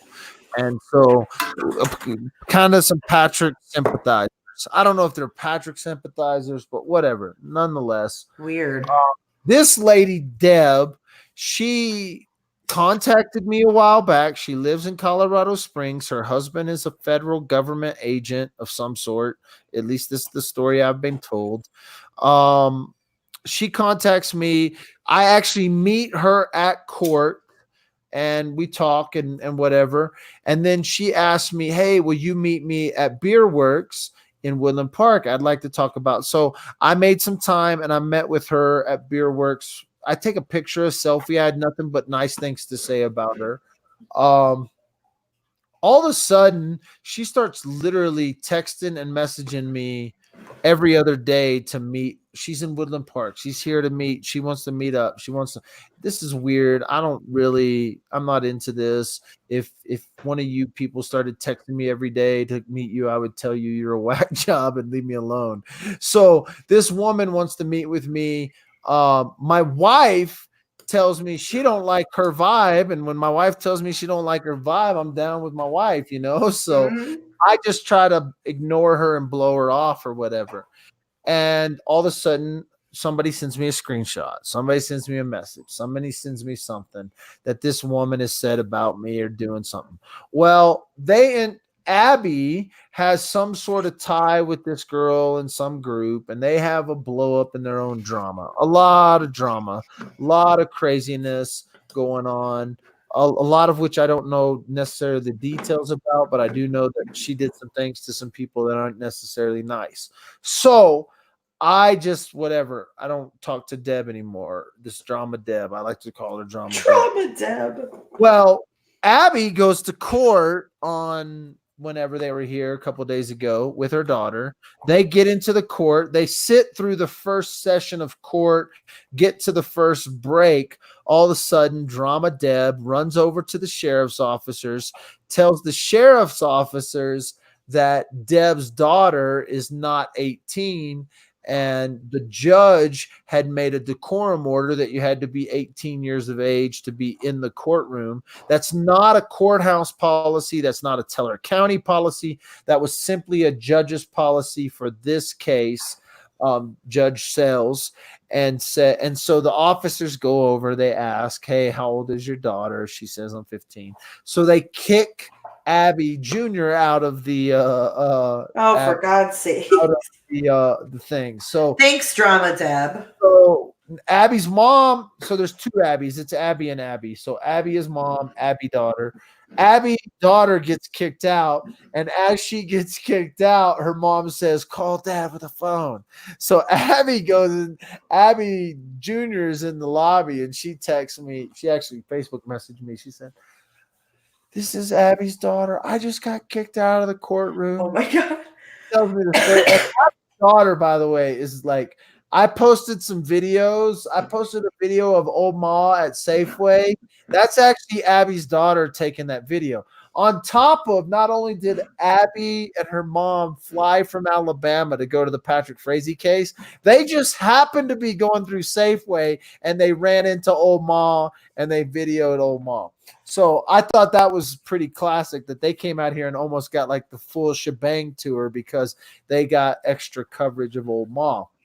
So Drama Deb got Abby Jr. kicked out of the courthouse, and then she went off and said a bunch of craziness. What a bitch. So yeah, so that's kind of the Abby story. Later we met up with Abby. Me and Nikki met up with Abby, and we talked about the case, but it was more for me the best part about that story that people should take a lesson from is the fact that a mom and daughter did something together, and they had an interest in this case, and they came out here and they did something together, whether that be a murder case that you and your daughter go follow, or that y'all like to go to underwater basket weave and do something with your daughter. So that's cool that they came out there for that. So it was cool. Oh, I'm sorry that Drama Deb kind of put a damper on things. Shit. And she has done some live videos, and I can't listen to anybody really, but I really can't listen to their live videos. So if people want to bear through their live videos, you can go find them. I encourage you to go listen to everybody's stories. So there you go. Abby. That is amazing. And Abby's in here right now, I guess. So she is. Abby Jr. Oh yeah, I think they're making fun of me for that. So it's actually Downer Deb. Yeah, what a downer. You know, I hate people that just gotta fuck with people. Well, what kind of drama? Should we stir some drama right now? Should we scream some people's names or anything? Do you have any drama going on in Facebook? Yeah, actually, yeah. What kind of drama? Actually, there was a lot of drama with Oni, believe it or not. What happened with the whole? Yeah. What happened with? Well, you know how me and Oni kind of. I mean that. Well, Oni and I are no longer friends. Like not at all. Talk at all. No. I haven't talked to Oni since June. April, May, June. So right after you talked to me. Yeah, he's been pulling a lot of shit on YouTube, and a lot of stuff came out about things he did on Periscope, cop calling on people, a lot of stuff like that. Oh, doing some like swatting? He's swatting and blaming it on me. Yeah. So when I defended myself, I had to come out and defend myself because he had told a lot of people and even, faked screenshots and shit like that. So I had to come out and clear my name because I wasn't going to say anything bad about him. I never wanted to say anything bad about him, but I had to tell the truth. The guy's like a compulsive liar. So there was a lot of drama around that, man. You search up Oni on YouTube and you'll see all the different videos people made. Shit went down. I'm glad I missed all of that. Yeah, I wish I would have missed it too, but. Well, there you go. But other than that, no, I'm. Well, there you go. Staying on the DL. Staying on the DL. What's the 411 channel? So that's the channel that used to be my live channel. Remember when YouTube took away my live streaming? So I was like, you know what? What am I going to do with the second channel? Because I was talking about Oni on this channel, and I didn't want any drama on this channel. Gotcha. So I changed that one. What's the 411? I changed the live one to that, to put that garbage over there, because I don't want to muck up this channel, you know. There you go. Gotcha. What's this channel status right now? We're live and we haven't been kicked off yet. No, we still got 316 people in here. I'm kicking off. You can go till freaking 2 for all I care. Shit. Well, let's see. No, I think you need to go on YouTube and do a fireside. Invite everybody over there. I will. Let me see. My wife's not even home. They're at a birthday party right now. Damn, they're all late. Oh, it's 10 o'clock there, right? 10 o'clock here. They're up the. They're just. How is my little Ella? Throwing like a freaking weed. Oh my gosh, I miss her. Who's Miss Justice that says I like Mike? I don't know who half these people are anymore. Like half. I mean, I know who Christy is, and I know who some, but there's a lot of look like we have a lot of new people. Yeah. BJ Church said that they were with you before Dad with a Phone was born. Yeah, I bet they were back on the underground, right? And so, and yeah, there's some people that have followed from underground over, and that's kind of what I did. Like with I've still leaked a little bit of the murder stuff over on the underground Facebook, but like the whole Kelsey case took over my underground page, which I had built over like 3 or 4 years prior to the Kelsey Berreth case, and so like for me, it was like a bummer that all of a sudden I had a huge local kind of network, and then out of nowhere, people from around the world kind of came in on the underground channel and they kind of fucked it for me. But I don't use that word very often, but that's about how I felt on it. And so they gave me so I had to change that tried to be more secure, but really I don't really care anymore. Now I just don't even care. So when I met you, you were just Woodland Park Underground.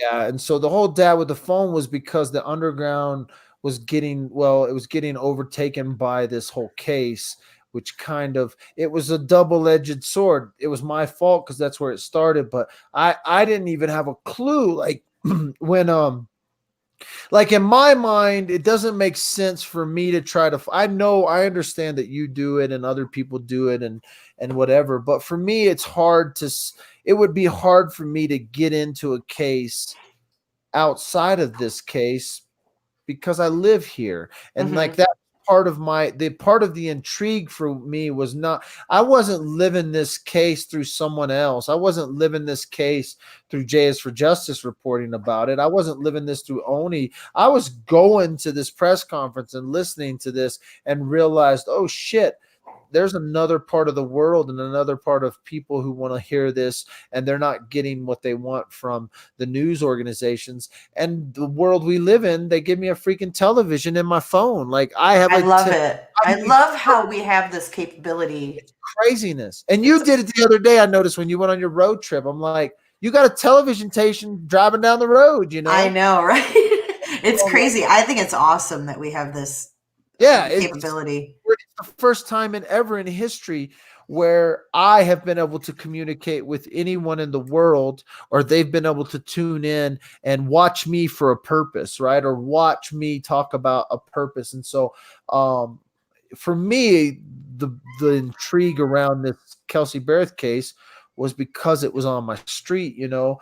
I don't know people. I try to get involved with the Gypsy case, and that man, I'm telling you, it stabs you. Like when you start like talking to family members and when you start talking to the cops and you start digging into these things and you're like, what the hell is going on? You have to be a special kind of person. So fortunately, I'm going to following this case through as far as we can, you know. I've taken a lot of crap for it, so might as well finish it strong. And so it's been good. It's crazy that this happens everywhere. And tomorrow, like there is another Kelsey already. There's already another story of a girl missing or you know, something. And so it's cool that we can use the tool to keep their voices and their names alive. You know, I agree. I don't know where the line is drawn. Like people are like, well, what about the family or the, you know, people, you know, want to use, they think because an individual takes money, like a super chat, or somebody donates money because you're talking about a murder case, how is that good, right? This is the same thing that happens with news organizations. They take advertiser dollars to get eyeballs. So But the only see, we get attacked yeah, because we're yeah. just individual people, and they can come in our chat and they can tell us this, that, and the Yeah, other. they can't really attack, like, can't really go after NBC, or Right. NBC care what you think they care about. So it's just changing. The world's changing, and I'm the best part about it is I'm watching it. I'm closer to the action on that. There are guys that have more views. There are people who are covering this case that get way more views than me. But they're not, those people aren't interacting with the media conglomerates. Those people aren't talking to Sam and Ashley's and talking with the boss over at KOA, talking about things on this case. But I'm actually watching things change, where like now I'm watching Sam become an individual on his Facebook page and perform it. I'm like, damn, he take a lesson from dad, but he just did it, and we joke about it in text messages with him. And so it's cool to see how even the media has had to change their take on this case, and that you haven't just gotten your information from the media on the Channel 5 News or the Dateline. You're watching it now live on Facebook chats. And so that is something that's breaking off, at least, in the Chris Watts case. You didn't have people in the news organization broadcasting from their personal Facebook pages about the case that actually worked for news organizations. So now we're seeing that happen in this Patrick Frazee case. Well, let me just say, like, as far as social media goes and all the YouTube stuff, I've never seen anything like what's been going on with the Chris Watts case over a year later. Yeah, no, it's going to continue. Oh my God. Because everybody, and the same thing will happen with this case as different stories begin to come tell. Like, do you think, like, I guess, so we have to come to a conclusion on this. Has KK told the entire truth, the entire story? And human nature would tell us that she probably didn't let out the most vicious things she did. Or, she tried to paint herself as not as bad as maybe some of the things she did. But the question would be is, what else does she know? We know that Patrick wanted to kill Michelle, these people, some of these people didn't testify until after the fact. Joe didn't testify, or Joseph didn't testify until after he was caught on tape, at the jailhouse, on the telephone. So what else do they know, And so it'll be interesting to see if, like, a year from now there's a book released with KK, or there's a report released. And so I think you need to write a book, Dwap. well, I think I need a good ghostwriter, because I'm just not that person to sit down and write. But I definitely could sit down with a ghostwriter and we could slam something out quickly.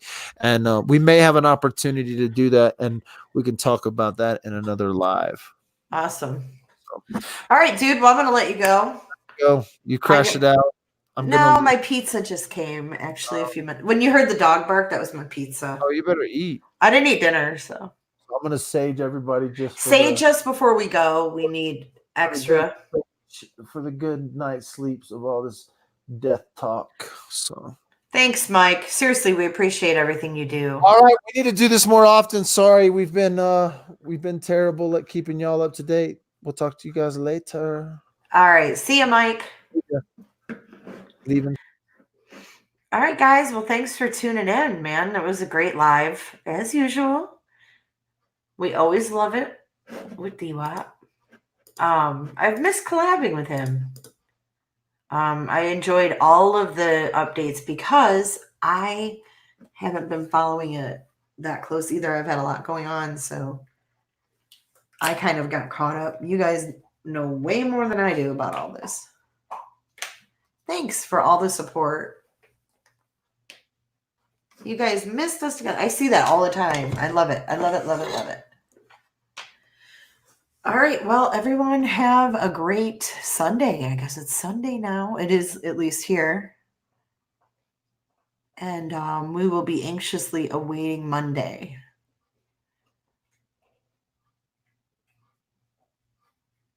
Yes, I learned a lot too, Tammy. And Tammy, I wasn't trying to chastise you. I just, you know.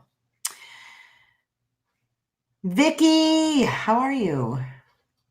It's good to see everybody again too. All right. Well, everybody take care. Have a great, relaxing Sunday. Enjoy yourself. Spend time with your family. Um, just spend time with the ones you care about. You just never know. All right. Well, good night. I'm gonna go and turn my pizza.